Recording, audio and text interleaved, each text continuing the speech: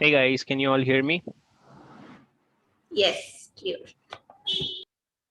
How are you all doing?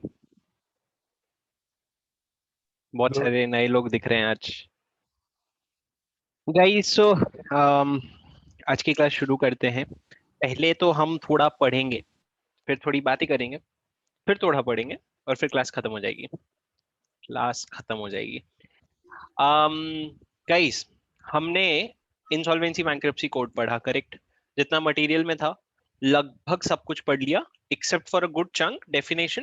जो आप अगर खोल करके पढ़ोगे तो आपको सारे डेफिनेशन समझ आ जाएंगे, क्योंकि बहुत कुछ हमने कवर कर लिया, सारे कॉन्सेप्ट्स कवर कर लिए, और जहां जहां रिलेवेंट डेफिनेशंस थे वो हमने कवर कर भी लिए। जैसे फॉर एग्जांपल कॉर्पोरेट एप्लीकेंट हो गया, तो हमने जब सेक्शन 10 पढ़ा कि कॉर्पोरेट डेटर के बिहाफ में कॉर्पोरेट एप्लीकेंट एप्लीकेशन दे सकता है, तो वो भी हमने पढ़ लिया। सर, पर एक टॉपिक हमने नहीं पढ़ा है, जो है वो pre package insolvency resolution process.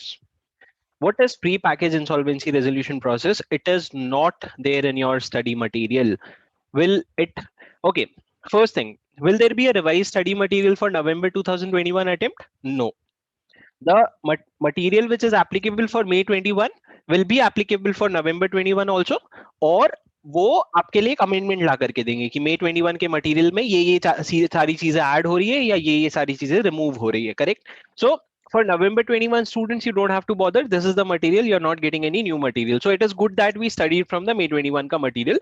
But May 22 students और November 22 students, आप दोनों के लिए एक material फिर से आएगा, जो शायद नवंबर में आएगा, क्योंकि अक्टूबर 30 तक तो एप्लीकेबल होता ही है May 22 के लिए। सर, ये जो pre package insolvency resolution process है ना, this is a very new concept. This is a very new concept and it has in for whole of India it is a new concept and it is a copied concept. मतलब ये US UK में बहुत ज्यादा होता है, उसको हमने copy किया, और ये हमने करीबन अप्रैल 2021 में this became an ordinance. What is an ordinance, sir? Ordinances basically, क्योंकि आपको पता पता होगा, because of Covid the parliament is not in session. मतलब पार्लियामेंट के सारे जो लोकसभा राज्यसभा की बैठक होती है वो सब कुछ नहीं हो रही है। तो सर, ये जो अमेंडमेंट आया है ना, ये इतना इंपॉर्टेंट अमेंडमेंट था कि इन्होंने प्रेसिडेंट के पास कॉन्स्टिट्यूशन में पावर है कि प्रेसिडेंट अगर चाहे तो किसी भी एक्ट को अमेंड कर सकता है जैसा उसको ठीक लगे। उस पावर को यूज करके प्रेसिडेंट ने इस प्रोविजन को इंप्लीमेंट किया है जब पार्लियामेंट सेशन में नहीं था। मतलब सर, वो वेट नहीं कर सकते थे 2 महीने 3 महीने, उन्होंने बोला it is high time now we should implement this.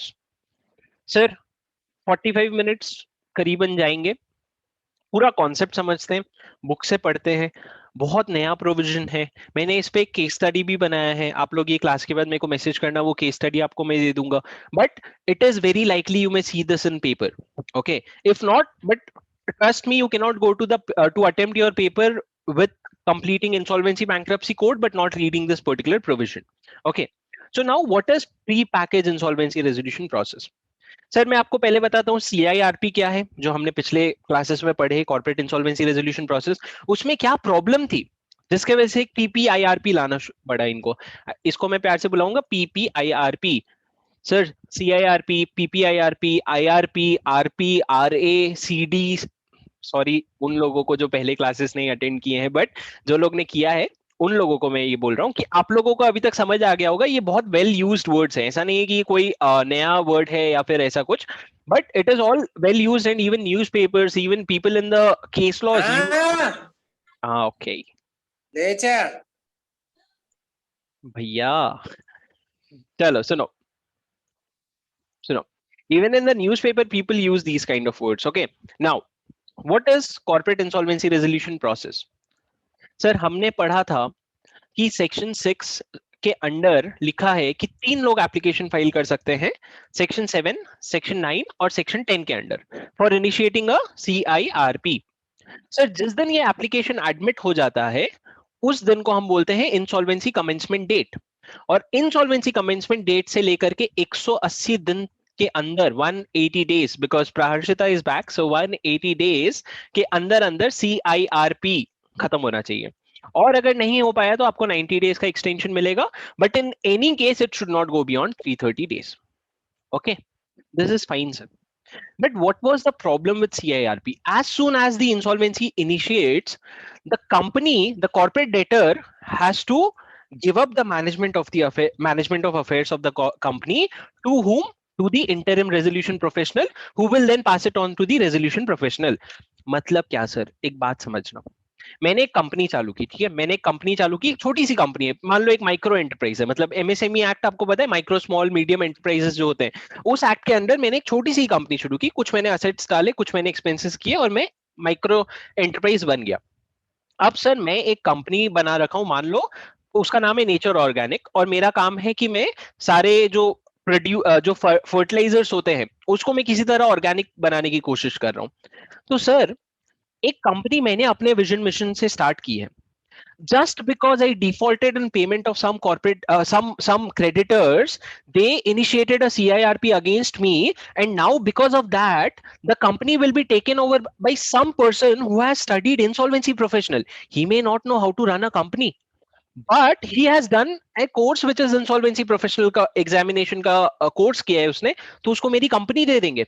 Sir तो होगा क्या पता है, शायद ऐसा हो सकता था कि अगर आप मेरे को मौका देते तो मैं वो कंपनी को रिवाइव करके पेमेंट कर देता, लेकिन अब जो आपने सीआईआरपी शुरू करके मेरे से मैनेजमेंट लेकर के किसी और को दे दिया है, मैं तो रिवाइव नहीं कर पाऊंगा, शायद वो कंपनी डुबा देगा। इसीलिए मैंने आपको पिछले क्लास में ये बताया भी था कि up till date more than 50% of the CIRP has gone into liquidation.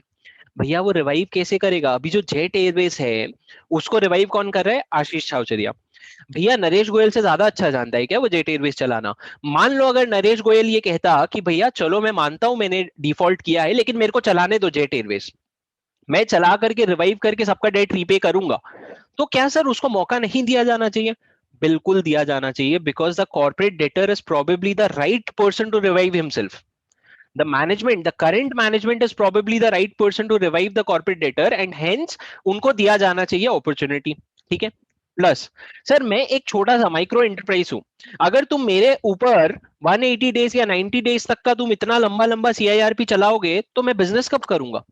मैं तो यही देख रहा हूँ कि यार क्लेम्स मंगवाओ, पब्लिक अनाउंसमेंट करो, मॉरिटोरियम है, ये है वो है, मैं बिजनेस कब करूंगा? और ऐसा तो नहीं है कि अगर आपका कंपनी का नाम आ गया न्यूज़पेपर में कि आपके अगेंस्ट सीआईआरपी शुरू हो गया है, आप उसके बाद बढ़िया आप बिजनेस आपका अच्छा चल रहा है, आपका नाम रोशन हो गया, एडवर्टाइजमेंट तो होता नहीं है न्यूज़पेपर में। तो sir it is very important to think out of the box. So for India, out of the boxes, look into US laws. Okay. So we looked at US laws, we looked at UK's laws, and we came across a provision which is called pre-package interim resolution, insolvency resolution process.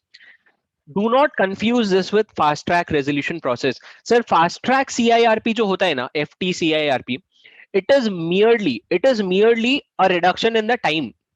मतलब ये जो 180 days है वो कम हो जाता है, बस उतना ही फास्ट ट्रैक है। फास्ट ट्रैक में कॉर्पोरेट इंसॉल्वेंसी रेजोल्यूशन प्रोसेस पूरा का पूरा वैसा चलता है, बट यहाँ पे sir pre package insolvency resolution में मेन ऑब्जेक्टिव क्या है समझना। Sir corporate insolvency resolution process में जब हम आरपी अपॉइंट करते थे, वो कमिटी ऑफ क्रेडिटर बनाता था, आपको याद होगा आरपी सारा असेट का पोजीशन ले लेता था, और आरपी का काम होता था असेट्स को प्रोटेक्ट करना और बिजनेस को कंटिन्यू करना, correct? It means this whole model of CIRP was working in the name of creditor in control. क्योंकि सर जिस दिन CIRP शुरू हो गया उस दिन कंट्रोल किसके पास आ गया, क्रेडिटर के पास। सर क्रेडिटर इन कंट्रोल मतलब सीओसी कंट्रोल कर रहे हैं, वैसा नहीं चलेगा, सीओसी रिवाइव नहीं कर पाएगा, क्रेडिटर का काम है क्रेडिट देना, बिजनेस थोड़ी चलाना। तो सर इन्होंने इंट्रोड्यूस किया pre package insolvency resolution process. What is पीपीआईआरपी?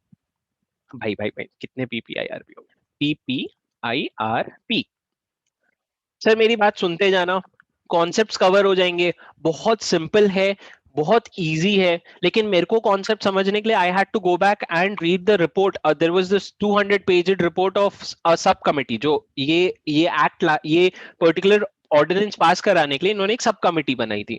अब वो सब कमिटी ने अपना एक रिपोर्ट बनाया कि हमारे हिसाब से प्रोविजन क्या होना चाहिए और इंडिया के पॉइंट ऑफ व्यू से क्या क्या चेंजेस करने चाहिए। तो उससे हर प्रोविजन के पीछे का ऑब्जेक्टिव पता चलता है। तुमको 200 पेज तो पढ़ने नहीं है, क्योंकि तुमको सिर्फ लॉ में पास होना नहीं है, तुमको बाकी सब्जेक्ट का भी ध्यान रखना है, तो मैं तुमको जो भी कॉन्सेप्ट है वो सारे बताऊंगा, सुन लो, उसके बाद जब पीपीआईआरपी करोगे खत्म हो जाएगा।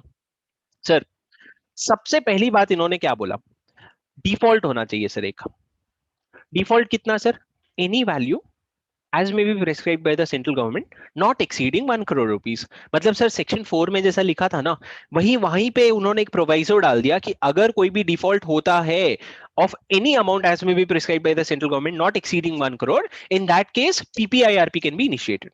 ठीक है, ठीक है सर। इन्होंने अभी प्रेस्क्राइब कर रखा है 10 लाख रुपए का अमाउंट। ठीक है सर, पीपीआईआरपी में क्या होता है मैं आपको बताता हूँ। जैसा कि मैंने आपको एक एग्जांपल दिया, organic, nature organic.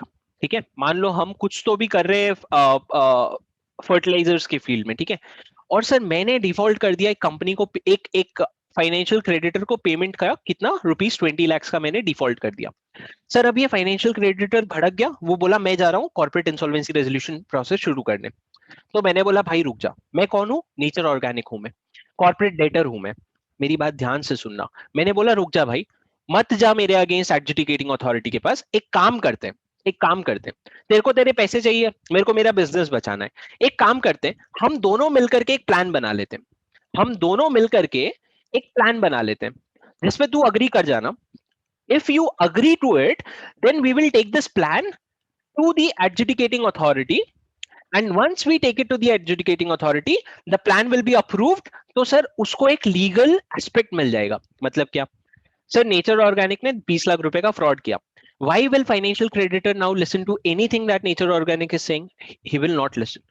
But if we decide on a plan and then we take it to the adjudicating authority NCLT, उसको हम बोलेंगे NCLT देखो, मैं कॉर्पोरेट डेटर हूं, ये फाइनेंशियल क्रेडिटर है, हम दोनों मिलकर के ये रेजोल्यूशन प्लान डिसाइड किए हैं, ये प्लान अप्रूव हो गया है, क्या आप इसको नोट करोगे? ताकि आप जब इसको नोट करोगे, then we become legally bound to execute that plan, right? So it is kind of a manner in which you are giving an informal arrangement a formal structure। what I am saying, you are giving an informal arrangement, मतलब हमने आपस में decide किया internally, उसको हम एक legal structure का रूप दे रहे हैं ताकि सब पार्टी जो भी बोले हैं वो अपने बातों पे अड़े रहें। ठीक है, now sir, first and foremost point, the provision of PPIRP is now applicable only to the MSME enterprises। Sir जो भी company micro enterprise, small enterprise, medium enterprise है, सिर्फ इन तीनों कैटेगरी के कंपनीज को अभी तक पीपीआईआरपी का प्रोसेस शुरू करने का ऑप्शन दिया गया है। Why? Because sir the PPIRP is a new law and it is implemented on a trial basis. So MSME is a very important sector for the economy, और ये जो प्री पैकेज का प्रोसेस है ना, ये एमएसएमई को बहुत helpful होगा, उनको बहुत इजीली रिवाइव करने में। तो इन्होंने बोला सबसे पहले हम एमएसएमई पे इंप्लीमेंट करेंगे। अगर ये सक्सेसफुल होता है और जितने भी हमको धीरे धीरे चैलेंजेस पता चलेंगे वो क्या होते हैं, उसके बेसिस पे हम एक्ट को इवॉल्व करेंगे, और फिर जो फाइनल एक्ट बनेगा ना, उसको बाकी कंपनीज पे भी एप्लीकेबल कर देंगे। ठीक है, तो as of now, as of today in India, it is applicable only to minimum micro, small and medium enterprises. Sir so यहाँ पे आप समझ लो, नेचर ऑर्गेनिक जो है ना वो माइक्रो एंटरप्राइज है, मेरे एग्जाम्पल में पूरा नेचर ऑर्गेनिक ही रहेगा। Sir jet Airways pre package insolvency resolution process में नहीं आ सकता, जेट एयरवेज को राइट ही नहीं है, because it is not an MSME. ठीक है, what is MSME sir? MSME is someone which is registered under, there is a section called there is a section 7 in the MSME Development Act। MSME का एक act है sir 2006 का, उसमें एक section 7 है, उसमें जो रजिस्टर्ड होते हैं एंटिटी उनको बोलते हैं एमएसएमई। उन एमएसएमई पे आप पीपीआईआरपी शुरू कर सकते हो सर। सर अब होता क्या है पीपीआईआरपी में, वो आपको बताता हूं मैं, सुनो। सर देखो, पीपीआईआरपी में जैसे ये पीपीआईआरपी है और ये सीआईआरपी है। सर सीआईआरपी में एप्लीकेशन 7, 9 और 10 के अंडर क्रेडिटर्स देते थे और कॉर्पोरेट डेटर खुद देता था। मतलब यहाँ पे क्रेडिटर्स देते थे और इसमें कॉर्पोरेट डेटर खुद दे रहा है। अच्छा बाय द वे, जिन लोगों ने इंसॉल्वेंसी बैंक्रप्सी कोड की क्लास नहीं सुनी है, ये 1 घंटा चलने वाले, तो या तो तुम सो सकते हो या फिर तुम सुन सकते हो, या फिर तुम 1 घंटे बाद वापस ज्वाइन कर सकते हो, लेकिन 1 घंटे बाद ज्वाइन जरूर करना। कमिंग बैक, सुनो। Sir corporate insolvency resolution process में 3 लोग एप्लीकेशन देकर के इनिशिएट कर सकते थे सीआईआरपी। सर पीपीआईआरपी में ना सिर्फ कॉर्पोरेट डेटर शुरू करेगा, मैं अपने अगेंस्ट पीपीआईआरपी शुरू करवाऊंगा, लेकिन जब मैं पीपीआईआरपी शुरू करवाऊंगा ना, मेरे पास फाइनेंशियल क्रेडिटर का सपोर्ट रहेगा। सपोर्ट कैसे सर? मतलब मैं अनऑफिशियली एक कमिटी बनाऊंगा, कमिटी ऑफ क्रेडिटर्स, लॉ में नहीं, अनऑफिशियली एक कमिटी ऑफ क्रेडिटर्स बनाऊंगा, और उनका मोर देन 66% का वोट लेकर के, उनके वोट इसको साथ में लेकर के मैं फिर जाऊंगा एप्लीकेशन देने एडजुडिकेटिंग अथॉरिटी को कि भैया मेरे अगेंस्ट पीपीआईआरपी शुरू कर दो प्लीज।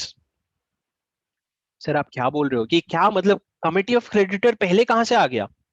सर सुनो, पीपीआईआरपी का एक सबसे की एस्पेक्ट बताता हूं मैं आपको। पीपीआईआरपी ना खत्म हो जाता है 120 डेज में।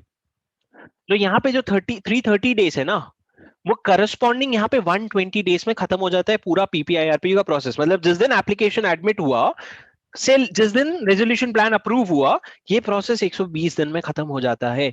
सर 120 दिन में खत्म करना प्रैक्टिकली लॉ में पॉसिबल नहीं है। तो पीपीआईआरपी में गेम क्या है पता है? जैसे सीआईआरपी में क्या होता है, प्रोसेस यहां शुरू होता है, सारा काम होता है, रेजोल्यूशन प्लान यहां अप्रूव होता है, करेक्ट?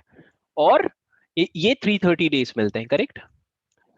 इस केस में पीपीआईआरपी के केस में सर मेजॉरिटी ऑफ द काम एप्लीकेशन देने के पहले हो जाएगा। यहाँ पे तुम एप्लीकेशन सबमिट कर रहे हो, या फिर मान लो यहाँ पे एप्लीकेशन अप्रूव हो रहा है, और जिस दिन अप्रूव हुआ उसके 120 दिन के अंदर डिस्कार्ड हो जाएगा। सर उसके 120 दिन के अंदर रेजोल्यूशन प्लान या तो अप्रूव हो जाएगा या रिजेक्ट हो जाएगा। क्योंकि क्योंकि सर यहाँ पे सारा फॉर्मल प्रोसेस है। मतलब यहाँ पे आईआरपी अपॉइंट होगा, उसके बाद वो कमिटी ऑफ क्रेडिटर फॉर्म करेगा, committee of creditor RP appoint करेगी, आरपी क्लेम्स को अपडेट करके फिर रेजोल्यूशन प्लान बनवाएगा और यहाँ रेजोल्यूशन प्लान अप्रूव होगा, correct? Sir in this case ना, in this case the resolution plan will be ready as of this date when you are making an application. Please feel free to raise your hand in between, I'll take your doubts, but please keep on understanding the concept along with me. Pre package insolvency resolution process पढ़ रहे हैं हम, वो micro small medium enterprise के लिए applicable है। The core objective of this provision is to ensure that one, you are finishing up this whole act in a time, whole process in a timely manner, so you are doing it in 120 days. Second, the core objective of this is to ensure that the corporate debtor मतलब यहाँ पे जो nature organic है, जो मेरी company है, उसको मैं ही चलाता रहूं, कोई और फाइनेंशियल क्रेडिटर या कमिटी ऑफ क्रेडिटर आके नहीं चलाएगी, मैं ही चलाऊंगा उस कंपनी को। Third objective sir, majority of the work will be done before the application, which is this is kind of converting an informal arrangement into a formal one to give it a legal structure. So जब हम application देने जा रहे हैं sir, application कौन देने जा रहे हैं? Nature organic.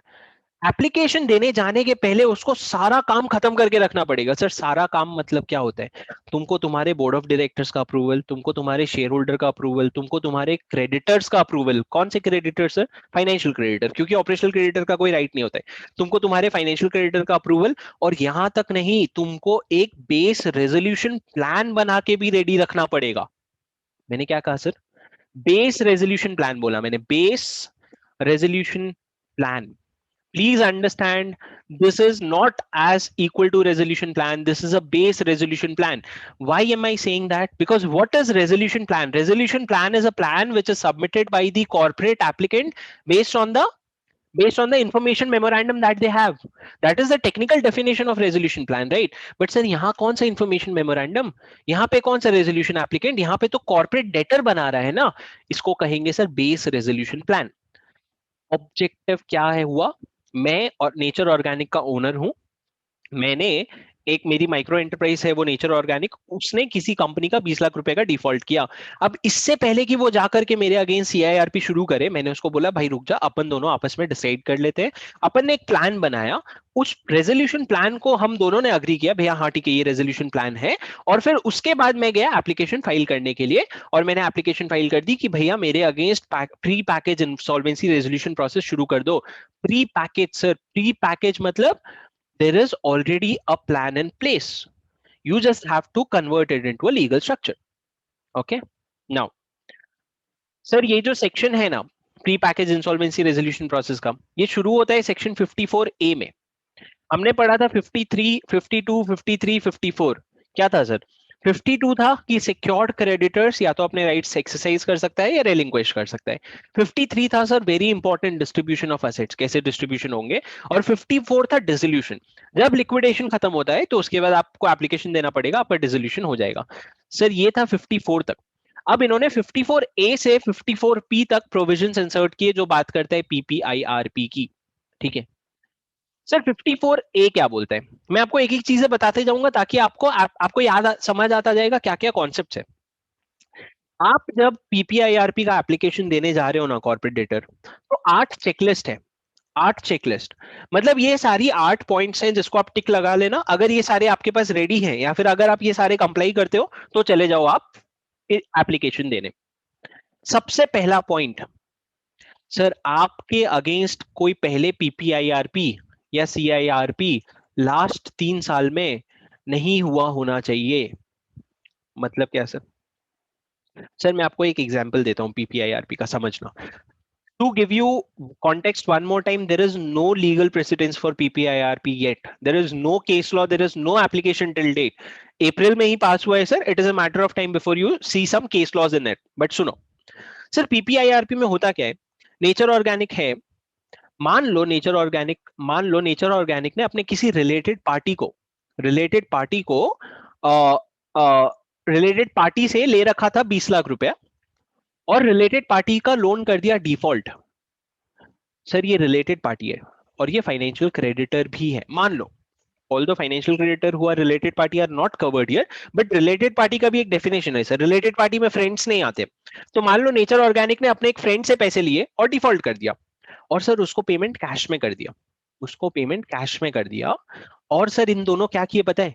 इन दोनों एक रेजोल्यूशन प्लान लेकर के चले गए एडजुडिकेटिंग अथॉरिटी के पास और अप्रूव करवा लिया। सर डिफॉल्ट कर दिया, पैसे कैश में दे दिए, और फिर एडजुडिकेटिंग अथॉरिटी के पास चले गए और बोले भैया देखो हमारा ये रेजोल्यूशन प्लान है। रेजोल्यूशन प्लान में हम क्या बोल रहे हैं पता है? कि हम ये जो रिलेटेड पार्टी है ना इसका पेमेंट नहीं करेंगे। और रिलेटेड पार्टी ठीक है बोल रहा है। सर ये प्री पैकेज का एक फ्लॉ है कि अगर क्रेडिटर और डेटर दोनों चाहें तो वो मिल करके फ्रॉड कर सकते हैं। तो सर ऐसी चीजें बहुत बार बार रिपीट नहीं होनी चाहिए। मतलब एक बार कर लिया चलो ठीक है, अभी वो तुम कितना पकड़ोगे, लेकिन ऐसा नहीं होना चाहिए कि हर बार हर घड़ी ये लोग लोन ले रहे हैं और ऐसे डिफॉल्ट कर रहे हैं और व्हाइट मनी को ब्लैक में कन्वर्ट कर रहे हैं। ऐसा नहीं होना चाहिए सर। तो इन्होंने बोला भैया अगर तुम्हारे अगेंस्ट पीपीआईआरपी या सीआईआरपी पिछले 3 साल में कभी भी हुआ है ना, you will not be eligible to initiate a PPIRP process in the current period. Sir second, अगर आपके अगेंस्ट लिक्विडेशन ऑर्डर पास हुआ है अंडर सेक्शन 33, अगर अंडर सेक्शन 33 आपके अगेंस्ट लिक्विडेशन प्रोसेस पास हुआ है तो आप नहीं कर सकते एप्लीकेशन। थर्ड, सर क्या आपका सीआईआरपी ऑनगोइंग है? मतलब आप कॉर्पोरेट डेटर हो, मैं नेचर ऑर्गेनिक हूं, और मेरे अगेंस्ट ऑलरेडी किसी फाइनेंशियल क्रेडिटर ने सीआईआरपी का एप्लीकेशन फाइल कर दिया है और वो एप्लीकेशन एडमिट हो चुका है, मतलब मेरे अगेंस्ट सीआईआरपी शुरू हो चुका है। तो सर क्या अभी मेरा पीपीआईआरपी शुरू हो सकता है? नहीं ना यार, एक ही इंसॉल्वेंसी रेजोल्यूशन प्रोसेस हो सकता है ना यार। तो सीआईआरपी या तो पीपीआईआरपी, तो सीआईआरपी शुरू होने के पहले या तो तुम पीपीआईआरपी के लिए फाइल कर दो या फिर तुम नहीं फाइल कर सकते। Sir you should also check कि पीपीआईआरपी शुरू कौन कर रहा है sir? Corporate debtor. Correct, corporate debtor शुरू कर रहे हैं, मतलब नेचर ऑर्गेनिक खुद शुरू कर रही है। तो सर अगर खुद शुरू कर रही है तो एप्लीकेशन देने के लिए उसको 29A का एलिजिबिलिटी भी चेक करना पड़ेगा ना, because ultimately corporate debtor is one submitting the resolution plan, the base resolution plan. तो sir you will have to check eligibility under section 29A। What the hell is section 29A? भैया it is a very important section. मैंने आपको बताया था ऐसा कुछ कि बिल्कुल डिफॉल्टर नहीं होने चाहिए, कोई अकाउंट नहीं होना चाहिए जो एनपीए हो। गिफ्ट सीसीवी 164 से भी। करेक्ट। तो ये 29A के अंडर सर कौन एलिजिबल होना चाहिए? Corporate debtor. अगर कॉर्पोरेट डेटर एलिजिबल है तभी वो जाकर के पीपीआईआरपी शुरू कर सकता है सर। सर ये एक तरह के 4 पॉइंट्स हो गए, ठीक है। What is the fifth point? Fifth, six, seventh, eight. Sir fifth point is you will have to take approval of your financial creditor. एक फाइनेंशियल क्रेडिटर का अप्रूवल चाहिए to file application of PPIRP. एक financial creditor का approval चाहिए to propose resolution insolvency professional as resolution professional. Sir आप क्या बोल रहे हो सर? सुनो ना यार, मैं नेचर ऑर्गेनिक हूं, मैं एप्लीकेशन देने जा रहा हूं कि मेरे अगेंस्ट पीपीआईआरपी शुरू कर लो, और मैंने तुमको क्या बोला, जब मैं एप्लीकेशन देने जा रहा हूं तो मेरे साथ फाइनेंशियल क्रेडिटर का अप्रूवल होना चाहिए। सर यहाँ पे कमिटी ऑफ क्रेडिटर वर्ड अभी तक तो नहीं आया है, आगे आएगा। कमिटी ऑफ क्रेडिटर वर्ड कब आएगा? जब मेरा एप्लीकेशन एडमिट हो जाए, लेकिन उसके पहले तो सर ये सारी चीजें इनफॉर्मली हो रही है ना, तो मेरे को क्या करना पड़ेगा, मेरे को फाइनेंशियल क्रेडिटर का अप्रूवल लेना पड़ेगा।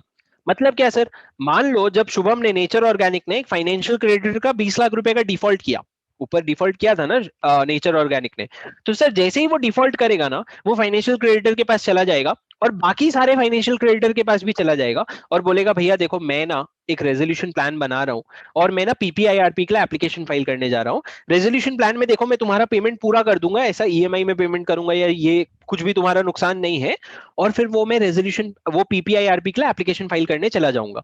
तो सर लॉ कहता है जाने के पहले ना फाइनेंशियल क्रेडिटर से दो चीज का अप्रूवल ले लेना। पहला कि मैं फाइल करने जा रहा हूँ पीपीआईआरपी, क्या तुम सहमत हो? हाँ सहमत हो सर, इसके लिए 66% अप्रूवल लगेगा। दूसरा, आपको सर जब आप पीपीआईआरपी आपका एडमिट हो जाएगा तो आपको रेजोल्यूशन प्रोफेशनल भी तो अपॉइंट करना पड़ेगा। Sir, please note, when CIRP is admitted, interim resolution professional is appointed, not resolution professional. Directly, resolution professional is not appointed. But in case of PPIRP, directly resolution professional will be appointed. Why? Because sir, interim resolution professional का मैंने आपको logic क्या बताया था कि जो resolution professional होता है ना, वो कमिटी ऑफ क्रेडिटर चूज करनी चाहिए, ना कि the corporate debtor themselves.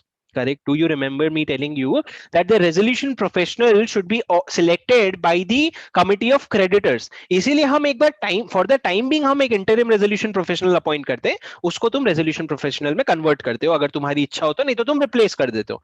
Sir यहाँ पे भी वही सेम सीन है, लेकिन ये तुमको एप्लीकेशन के पहले ही करना पड़ेगा। क्या सर, एक फाइनेंशियल क्रेडिटर प्रपोज करेगा कि मेरे हिसाब से मिस्टर आलोक को हम रेजोल्यूशन प्रोफेशनल बनाएंगे, और इस प्रपोजल को financial creditor having more than 66% will approve कि भैया हाँ चलो तुम्हारे मिस्टर आलोक को हम रेजोल्यूशन प्रोफेशनल बनाएंगे। तो इससे होगा क्या पता है सर, इससे होगा ये कि अल्टीमेटली फाइनेंशियल क्रेडिटर ने ही रेजोल्यूशन प्रोफेशनल को इलेक्ट किया है, तो सर इंटरिम की तो जरूरत ही नहीं है ना।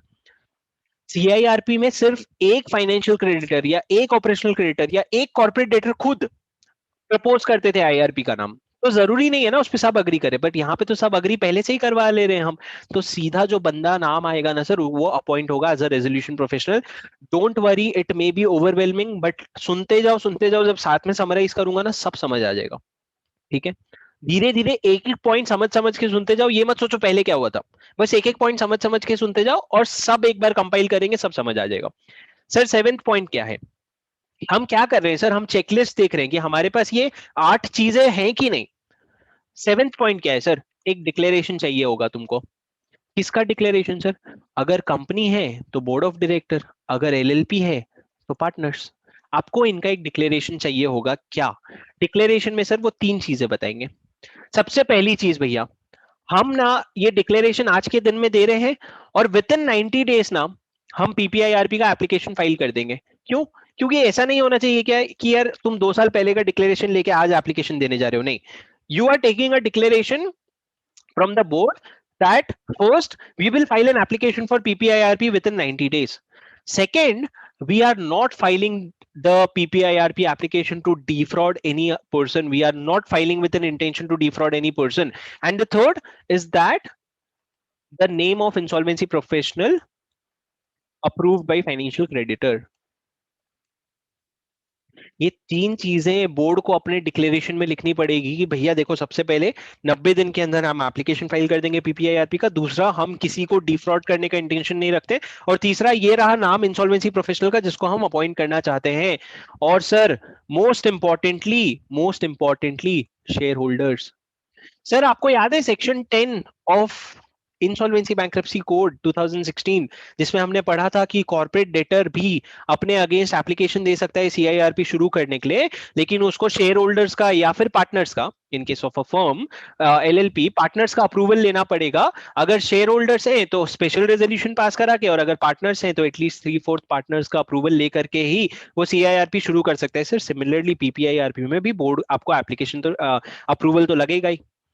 तो सर एक हो गया रेजोल्यूशन ऑफ शेयर होल्डर, एक हो गया declaration of board of directors, एक हो गया approval of financial creditors for 2 things. उसके अलावा सर ये 4 पॉइंट्स। सर ये 8 पॉइंट्स का मतलब ये है, ये सारी चीजें आप चेक कर ले रहे हो एप्लीकेशन देने के पहले। मतलब आपका रेजोल्यूशन प्रोफेशनल का नाम भी डिसाइड हो गया और वो समझ लो एक तरह से अप्रूव भी हो गया, अगर उसके अगेंस्ट कोई डिसिप्लिनरी प्रोसीडिंग्स नहीं है।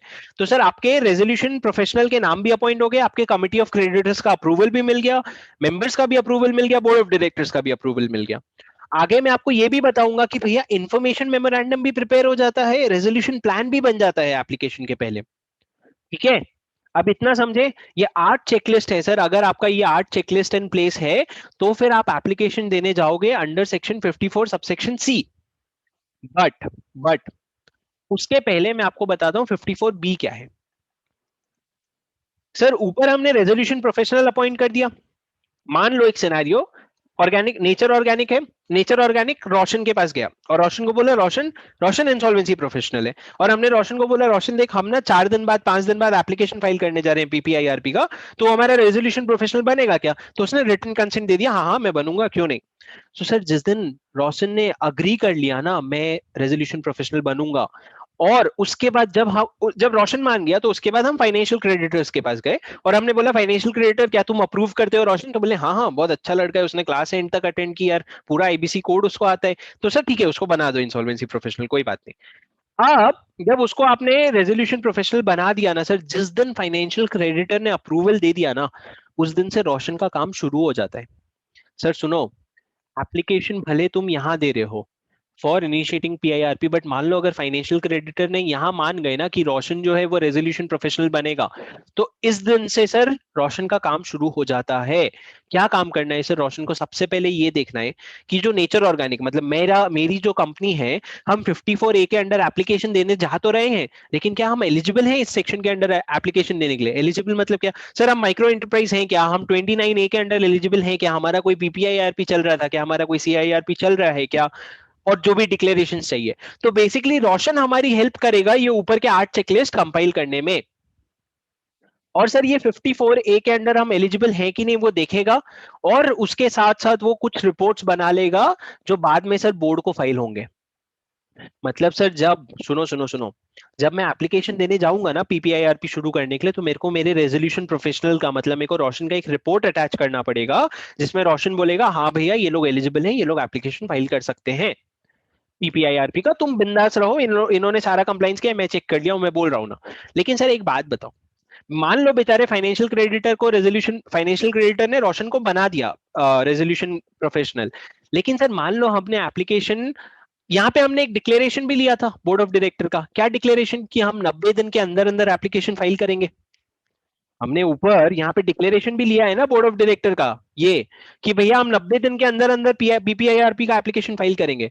तो सर अगर वो एप्लीकेशन फाइल नहीं होता है within 90 days of declaration, अगर application within 90 days of declaration के अंडर फाइल नहीं होता है, या फिर एप्लीकेशन फाइल होती है बट रिजेक्ट हो जाती है, मतलब ए ने ऑर्डर दिया कि तुम्हारा एप्लीकेशन हम एक्सेप्ट ही नहीं कर सकते, उस समय से रेजोल्यूशन प्रोफेशनल ये सब काम बंद कर देता है। मतलब तुम समझ रहे हो, रेजोल्यूशन प्रोफेशनल को जिस दिन फाइनेंशियल क्रेडिटर ने अप्रूवल दिया उस दिन से काम शुरू हो जाता है उसका। उसके बाद एप्लीकेशन हो गया, एक्सेप्ट हो गया, जब तक प्लान नहीं बनता तब तक उसका काम चलता रहता है। लेकिन अगर 90 दिन के अंदर एप्लीकेशन नहीं दिए, जिस दिन का डिक्लेरेशन है उससे 90 दिन के अंदर, या फिर अगर आपका जो एप्लीकेशन है वो रिजेक्ट हो गया for some reason, in that case you will have to, sir normal है ना, मतलब पागल थोड़ी है कि एक बार रेजोल्यूशन प्रोफेशनल बना दिए तो काम करता रहेगा 10 साल 12 साल, ऐसा थोड़ी है। एक पॉइंट होता है, जो पॉइंट वो है कि अगर आपका एप्लीकेशन ही नहीं फाइल कर रहे हो या फिर रिजेक्ट हो गया तो और क्या काम बचे। अब सुनना सर, 54C में एप्लीकेशन एक्चुअल में फाइल होता है। हमने ये 8 चेकलिस्ट कर लिए, हमको पता चल गया कि सारे फाइनेंशियल क्रेडिटर राजी हैं, मेंबर्स राजी हैं, बोर्ड ऑफ डायरेक्टर्स राजी है। अब हम 54C के अंडर एप्लीकेशन देने जाएगा कौन सर? Corporate debtor. सर एक चीज आप बताओगे, कॉर्पोरेट डेटर के बिहाफ में एप्लीकेशन देता कौन है? नहीं, कॉर्पोरेट एप्लीकेंट। जिसको सीए लग रहा है चार्टर्ड अकाउंटेंट नहीं, कॉर्पोरेट एप्लीकेंट। हमारे इंसॉल्वेंसी बैंक्रप्सी कोड में चार्टर्ड अकाउंटेंट का कोई रोल ही नहीं है। अगर तुमको इंसॉल्वेंसी बैंक्रप्सी कोड रिलेटेड कुछ करना है तो तुमको इंसॉल्वेंसी प्रोफेशनल बनना पड़ेगा, कोई सीए की डिग्री का एक्नॉलेजमेंट नहीं है। तो सर सुनो ना, सुनो ना सुनो, सर आप सीए कॉर्पोरेट एप्लीकेंट आपके बिहाफ में एप्लीकेशन देगा किसको? एडजुडिकेटिंग अथॉरिटी को। सर जब वो एडजुडिकेटिंग अथॉरिटी को एप्लीकेशन देगा ना, कौन देगा? कॉर्पोरेट डेटर, मतलब कौन सा? Nature organic. वो जा करके एनसीएलटी को बोलेगा, एनसीएलटी मैंने अपने फाइनेंशियल क्रेडिटर्स को मना लिया है, ये लो मेरा एप्लीकेशन। एप्लीकेशन के साथ साथ तीन चीजें आप अटैच करोगे। क्या? पहला सर, आपको अटैच करना पड़ेगा जो भी रेजोल्यूशन आपने शेयर होल्डर से पास करवाया है, जो भी डिक्लेरेशन आपने अपने बोर्ड ऑफ डायरेक्टर से पास करवाए, या जो भी आपने अप्रूवल लिया है फाइनेंशियल क्रेडिटर से। बेसिकली ये तीनों चीजें आपको ये चारों चीजें आपको फाइल करनी पड़ेगी सर। उसके बाद आपको ये भी बताना पड़ेगा कि भैया जो इंसॉल्वेंसी प्रोफेशनल रोशन का जो नाम हम प्रपोज कर रहे हैं, वो उसका रिटन कंसेंट ये रहा हमारे पास कि वो राजी है, ऐसा नहीं कि हम जबरदस्ती उसका नाम प्रपोज कर रहे हैं। और ये रहा उसका रिटन कंसेंट, और ये रहा फाइनेंशियल क्रेडिटर का अप्रूवल। तो सर यहाँ पे आप फाइनेंशियल क्रेडिटर का एक अप्रूवल दोगे जिसमें वो अप्रूव करता है कि हाँ भैया जाओ बीपीआईआरपी फाइल कर लो। यहाँ पे तुम फाइनेंशियल क्रेडिटर का दूसरा अप्रूवल दोगे जिसमें वो बोलते हैं हाँ भैया जो इंसॉल्वेंसी प्रोफेशनल का नाम है ना, इसी को हम इंसॉल्वेंसी प्रोसेस के लिए रेजोल्यूशन प्रोफेशनल बनाना चाहते हैं। तीसरा सर, तीसरा आपको एक डिक्लेरेशन देना पड़ेगा। सर ये बेसिकली जो कॉर्पोरेट एप्लीकेंट फाइल कर रहा है ना, उसको उसको एक डिक्लेरेशन देना पड़ेगा कि भैया हमारे अंडर कोई अवॉइडेबल ट्रांजैक्शन का केस चल रहा है क्या। इसका मतलब क्या है सर? सर आपको एक नया कॉन्सेप्ट बता रहा हूँ। चार तरह के अवॉइडेबल ट्रांजैक्शन होते हैं: preferential, fraudulent, undervalued, extortionate credit transaction. आपने आज तक कभी भी ये वर्ड नहीं सुने, ये आप पहली बार ये क्लास में सुन रहे हो। Preferential transaction, undervalue transaction, over extortionate transactions, और एक फ्रॉडुलेंट ट्रांजैक्शन। आपने सुना है ये सब ट्रांजैक्शंस कभी? नहीं सर, आपने तो सिर्फ कॉन्सेप्ट बताया था ना, बुक से पढ़ाए ही नहीं थे, तो हमको कैसे याद रहेगा? सुनो नालायको, अवॉइडेबल ट्रांजैक्शन मतलब सर वो ट्रांजैक्शन जो हमने सेक्शन 43 से 51 तक पढ़े, वो सारे अनअवॉइडेबल, वो सारे ट्रांजैक्शंस होते हैं जो हम चाहते हैं कि कोई कंपनी जिसके अगेंस्ट सीआईआरपी चल रहा है उसके अंडर नहीं होना चाहिए ऐसा ट्रांजैक्शन। तो सर ये अवॉइडेबल ट्रांजैक्शन का रेफरेंस बहुत ज्यादा आएगा पीपीआईआरपी में। तो सर ये वो ट्रांजैक्शंस हैं जिन पे आपको जो अवॉइड होने चाहिए थे, जिसके लिए आपने एडजुडिकेटिंग अथॉरिटी को एप्लीकेशन फाइल किया है। तो सर ऐसा कोई ट्रांजैक्शन आपके समझ में है कि नहीं, वो आपको कॉर्पोरेट एप्लीकेंट को देना, कॉर्पोरेट एप्लीकेंट लिख करके देगा। सर कॉर्पोरेट एप्लीकेंट कौन होता है? सीईओ होता है, सीएफओ होता है, कॉर्पोरेट डायरेक्टर खुद होता है। सर जब ऐसे बड़े बड़े लोग एप्लीकेशन में लिख करके देते हैं कोई अवॉइडेबल ट्रांजैक्शन नहीं है, तो वो पर्सनली भी लायबल होते हैं। तो इसलिए it's okay and they will not lie to you. Okay sir, जब ये एप्लीकेशन आ जाते हैं 54C में, जब एप्लीकेशन गया था किसके पास? एडजुडिकेटिंग अथॉरिटी के पास। तो उसके पास 14 डेज होते हैं सर। 14 डेज के अंदर वो या तो एडमिट या रिजेक्ट। कब एडमिट करोगे सर? जब आपका एप्लीकेशन कंप्लीट है। क्योंकि यार इतनी चीजें तो दे दी, और क्या दे, जान दे दे। जब आपका एप्लीकेशन कंप्लीट है तो आप एक्सेप्ट कर लोगे, लेकिन अगर एप्लीकेशन इनकम्प्लीट है तो रिजेक्ट करोगे। लेकिन सर जब एप्लीकेशन इनकम्प्लीट होता है तो 7 दिन देना पड़ता है। वो 7 दिन दे दो, वो 7 दिन में अगर रेक्टिफाई कर देता है तो एडमिट कर लेना, नहीं रेक्टिफाई करता है तो रिजेक्ट कर लेना। सर जिस दिन एप्लीकेशन एडमिट करोगे उस दिन क्या होगा? उस दिन होता है sir pre package insolvency commencement date. Pre package insolvency resolution process जो है उस दिन शुरू होता है। तो सर अब जब शुरू हो गया तो कितने दिन में खत्म करना पड़ेगा? लॉ कहता है भैया 120 दिन में हमको खत्म चाहिए। सर मेरी बात ध्यान से सुनना, बहुत यूनिक प्रोविजन है। 120 दिन में हमको खत्म चाहिए, लेकिन तुम्हारे पास 90 दिन है रेजोल्यूशन प्लान को सीओसी से अप्रूव करवाने का, और बाकी 30 दिन जो है वो हम एडजुडिकेटिंग अथॉरिटी को देंगे टू अप्रूव। सर मैं आपको एक एक हाई लेवल बात बताऊं क्या? देखो, NCLT, national company law tribunal, कोई इंडिया की आबादी जितने सारे लोग नहीं है, उसमें बहुत गिने चुने लोग हैं, ठीक है? तो अगर आप हर जगह टाइम लिमिट कम करोगे और सारा काम एनसीएलटी को ही दे दोगे, तो एनसीएलटी करेगा कहां से काम? ऐसा कोई एनसीएलटी का अलग से ब्रांच तो नहीं बना है जो सिर्फ इंसॉल्वेंसी के केसेस देखेंगे। वो कंपनीज एक्ट के भी केसेस देख रहे हैं, वो कुछ और एक्ट्स के भी केसेस देख रहे हैं, और वो इंसॉल्वेंसी बैंक्रप्सी कोड के भी केसेस देख रहे हैं। तो सर अगर आप सिर्फ लिख दोगे कि 15 दिन के अंदर एनसीएलटी को डिस्पोज करना है, वो कैसे करेगा? इंसान है ना, छुट्टी ले लेंगे वो भी, बोलेंगे सर काम है बहुत, मैं नहीं आऊंगा। तो मेरी बात सुनो, जब 120 दिन का टाइम दिया है ना, उन्होंने कोशिश की है कि एनसीएलटी को थोड़ा ज्यादा टाइम दे, क्योंकि भैया एनसीएलटी के पास ऑलरेडी सीएआरपी में बहुत सारे केसेस चल रहे हैं, और ऊपर तो उसको बहुत कम टाइम में अप्रूव करना पड़ता है। यहाँ पे तो उसको कोई अपने को बहुत लिमिटेड केसेस आएंगे, उसको हम 30 डेज का टाइम देते, आराम से वो चाहिए तो अप्रूव करे। लेकिन you will still have to understand there is a NCLT is a bottle neck here. you will have to increase the capacity of NCLT, or you will have to create a separate division of NCLT to ensure that these cases turn around quickly. Okay, now in 30 days, sir, NCLT will have to approve, but in 90 days, you will have to get the resolution plan approved by COC. मतलब sir यहाँ application admit हुआ, यहाँ से 120 दिन होता है, 90 दिन के अंदर CIR कमिटी ऑफ क्रेडिटर्स को अप्रूव करना है. मतलब क्या सर? सर यहाँ एक रेजोल्यूशन प्रोफेशनल अपॉइंट होगा, रेजोल्यूशन प्रोफेशनल क्लेम्स मंगवा करके कमिटी ऑफ क्रेडिटर्स बनवाएगा, कमिटी ऑफ क्रेडिटर्स के पास रेजोल्यूशन प्लान लेके जाएगा. रेजोल्यूशन प्लान कौन सा सर? कौन सा रेजोल्यूशन प्लान सर? वो base resolution plan. Base resolution plan जो कॉर्पोरेट डेटर ने बनाया है, वो वाला plan sir committee of creditor के पास लेकर के जाएगा कि भैया देखो कॉर्पोरेट डेटर ने ये वाला प्लान बनाया है. कमिटी ऑफ डेटर को अगर ठीक लगा तो बिंदास सही है, तो sir committee of creditor approve कर देगा और तुम्हारा केस बहुत जल्दी सॉल्व हो जाएगा. लेकिन सर अगर कमिटी ऑफ क्रेडिटर को लगा नहीं यार थोड़ा चेंजेस कर सकते हैं, तो सर कमिटी ऑफ क्रेडिटर मौका देगा कॉर्पोरेट डेटर को, बोलेगा कॉर्पोरेट डेटर सुनना, जा अपना प्रपोजल ये रिवाइज करके ला. पर सर वो ऑप्शनल है कमिटी ऑफ क्रेडिटर के पास कि ऑप्शन देना. अगर कमिटी ऑफ क्रेडिटर चाहे तो इसको रिवाइज करने का मौका ना दे, इसके बेस रेजोल्यूशन प्लान को पूरी तरह इग्नोर कर दे और बोले कि भैया ये कंपनी रिवाइव नहीं हो सकती, PPIRP टर्मिनेट करो. कॉर्पोरेट डेटर से कुछ नहीं हो पा रहा है, तुम PPIRP बंद करो, तुम चले जाओ CIRP में, कॉर्पोरेट इंसॉल्वेंसी रेजोल्यूशन प्रोसेस शुरू करो. लेकिन सर CIRP का भी कुछ टाइम लिमिट है, वो अपन डिस्कस करेंगे, वो जाने दो अभी. सुनो मेरी बात सर, टाइम लिमिट मैंने क्या बोला? 120 दिन में खत्म होना चाहिए. 90 दिन के अंदर अंदर आपको रेजोल्यूशन प्लान COC से अप्रूव करवाना पड़ेगा और उसके बाद आपको 30 दिन देने पड़ेंगे जिसमें एडजुडिकेटिंग अथॉरिटी अप्रूव करेगा. सर सुनो ना प्लीज, सुनो ना सर, जब ये एप्लीकेशन एडमिट होता है ना, एडमिट जहां होता है ना, तो sir section 14, 15, 16 related provisions applicable हो जाते हैं. मतलब क्या सर? सर मोरेटोरियम शुरू हो जाता है. मतलब क्या सर? पब्लिक अनाउंसमेंट करना पड़ेगा. मतलब क्या sir? Interim resolution professional appoint करोगे क्या? नहीं, रेजोल्यूशन प्रोफेशनल अपॉइंट करेंगे. सर ये 14, 15, 16 का रेफरेंस नहीं दिया हुआ है, बट इन्होंने यही 3 चीजें लिखी है कि जब एप्लीकेशन एडमिट होता है तो सबसे पहले तो मोरेटोरियम हो जाता है और सेक्शन 14 एप्लीकेबल हो जाता है.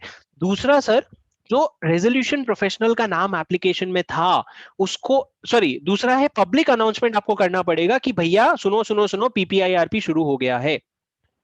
ठीक है. तीसरा, आपको जो रेजोल्यूशन प्रोफेशनल का नाम आपको दिया गया था एप्लीकेशन में, अगर उसके अगेंस्ट कोई डिसिप्लिनरी प्रोसीडिंग्स नहीं है तो उसको अपॉइंट कर दो. और अगर उसके अगेंस्ट कोई डिसिप्लिनरी प्रोसीडिंग्स है तो फिर सर उसके पास चले जाना. किसके पास? अगर रेजोल्यूशन प्रोफेशनल के पास कोई डिसिप्लिनरी प्रोसीडिंग्स हैं तो किसके पास चले जाना? बोर्ड के पास. बोर्ड आपको बताएगा कि भैया क्या करना है आगे. ये 3 चीजें हो जाती है सर जब ये लिखा है 54E में. सर उम्मीद है आपको सेक्शन याद हो रहे होंगे ना? नहीं याद हो रहे? नहीं होंगे, जब अपन पढ़ेंगे ना तो उसको मैं लेता हूँ, इससे डाउट्स लेता हूँ, रुक जाओ. जब जब जब अपन सेक्शंस पढ़ेंगे ना बुक से, तो अपन ABCD के अगेंस्ट कुछ कुछ शॉर्टकट डाल देंगे तो आपको अंदर के सारे प्रोविजंस याद हो जाए. सर 54F बहुत बड़ा प्रोविजन है जिसमें पूरा power and duties of resolution professional फिर से लिखा है सर. आपको याद है ऊपर हमने ड्यूटीज ऑफ रेजोल्यूशन प्रोफेशनल पढ़े थे सेक्शन 25 में, जहां पे लिखा था कि भैया उसको जिसको प्रोफेशनल को अपॉइंट करना है कर सकता है, वो इंटरिम फाइनेंस रेज कर सकता है, वो कंपनी का गोइंग कंसर्न मेंटेन करने के लिए कुछ भी कर सकता है. पर सर सर सर सुनो ना, the whole logic of PPIRP is that the debtor will be in possession and control. मतलब जो नेचर ऑर्गेनिक है, जो मेरी कंपनी है ना, उसको PPIRP शुरू होने के बाद भी मैं ही चलाऊंगा. तो सर जो मेरे असेट्स हैं वो मेरे पास रहेंगे, जो मेरे पर्सनल हैं, जो मेरे आदमी लोग हैं, ऑफिसर्स लोग हैं, मेरे आदमी मतलब मेरे एम्प्लॉइज, ठीक है, मेरे आदमी नहीं, मेरे जो एम्प्लॉइज हैं वो सारे के सारे मुझे रिपोर्ट करेंगे और वो वही करेंगे जो मैं बोलूंगा. सर जितनी फाइनेंशियल इंस्टीट्यूशन है वो मेरी बात मानेंगे, ना कि रेजोल्यूशन प्रोफेशनल की या कमिटी ऑफ क्रेडिटर की. सारा का सारा पावर मेरे पास होगा. तो सर रेजोल्यूशन प्रोफेशनल का काम क्या है? सर रेजोल्यूशन प्रोफेशनल का काम है क्लेम्स, जो भी क्लेम्स हैं वो सारे क्लेम्स मंगवाएगा, उसको कोलेट करेगा, एक updated list of financial creditor बनाएगा, उसके बेसिस पे कमिटी ऑफ क्रेडिटर बनाएगा। क्यों? क्यों? क्योंकि सर अभी तक भले इनफॉर्मली रेजोल्यूशन प्लान बन चुका है, लेकिन अभी तक कमिटी ऑफ क्रेडिटर ने उसको अप्रूव नहीं किया है। करेक्ट। तो सर एक रेजोल्यूशन प्लान बनवाएगा और उस प्लान को ले जाके कमिटी ऑफ क्रेडिटर के पास अप्रूव करवाएगा, and more importantly the resolution professional will monitor he will monitor that the corporate debtor is running the company efficiently. If the corporate debtor is not running the company efficiently, listen to me very carefully, if the corporate debtor is not running the company very efficiently, then the committee of creditor may decide by a vote of 66% to take over the control from the corporate debtor, even under PPIRP. Sir, पीपीआईआरपी का core है कि debtor इन position, मतलब debtor in control model, मतलब corporate debtor खुद की company खुद चलाएगा, लेकिन अगर वो किसी भी तरह का ग्रॉस मिसमैनेजमेंट कर रहा है या किसी भी तरह का फ्रॉडलेंट एक्टिविटी कर रहा है, ऐसा पकड़ाया गया, तो सर कमिटी ऑफ क्रेडिटर चाहे तो उससे पूरा कंट्रोल छीन सकती है। तो अगर आपको कोई पूछे कि is it necessary that in the PPIRP process only the corporate debtor is running the company, yes it is necessary, but if there is a case of fraud or if there is gross mismanagement, in that case committee of creditor may take over the control subject to approval of the adjudicating authority. ये मैं आपको आगे पढ़ाऊंगा, ऐसा नहीं कि provision खत्म हो गया, बट मैं आपको क्या बोल रहा हूं, तो बेसिकली सर हम पढ़ रहे हैं duties of resolution professional. Resolution professional की ड्यूटीज क्या क्या है? सर वो सारे क्लेम्स मंगवाएगा, सारे क्लेम्स को अपडेट करेगा, जो भी कंपनी रन कर रहे हैं, जो भी मैनेजमेंट है उनको मॉनिटर करेगा, और अगर वो कोई ब्रीच कर रहे हैं ना, कोई भी तरह का मिसमैनेजमेंट कर रहे हैं, तो वो जाकर के सीओसी को बोलेगा कि भैया देख ऐसा ऐसा कर रहे हैं, वो सीओसी को कॉन्स्टिट्यूट करेगा, सीओसी की मीटिंग बुलाएगा, और सर सुनो ना, वो एक इंफॉर्मेशन मेमोरेंडम प्रिपेयर करेगा। सर मेरे को लगता है आपको समझा नहीं, आप पहले बोल रहे थे कि वो अप्रूवल के पहले इंफॉर्मेशन मेमोरेंडम बन जाएगा, अभी आप बोल रहे हो फिर से इंफॉर्मेशन मेमोरेंडम बनाएगा, क्या मतलब है? सुनो सर, सुनो सुनो सुनो, सर पीपीआईआरपी में सारा काम जो है ना वो सिर्फ और सिर्फ कॉर्पोरेट डेटर करता है, मतलब रेजोल्यूशन प्लान बनाना, इंफॉर्मेशन मेमोरेंडम बनाना, लेकिन उसको एक दूसरे तरीके से दिया गया है सर। किस तरीके से?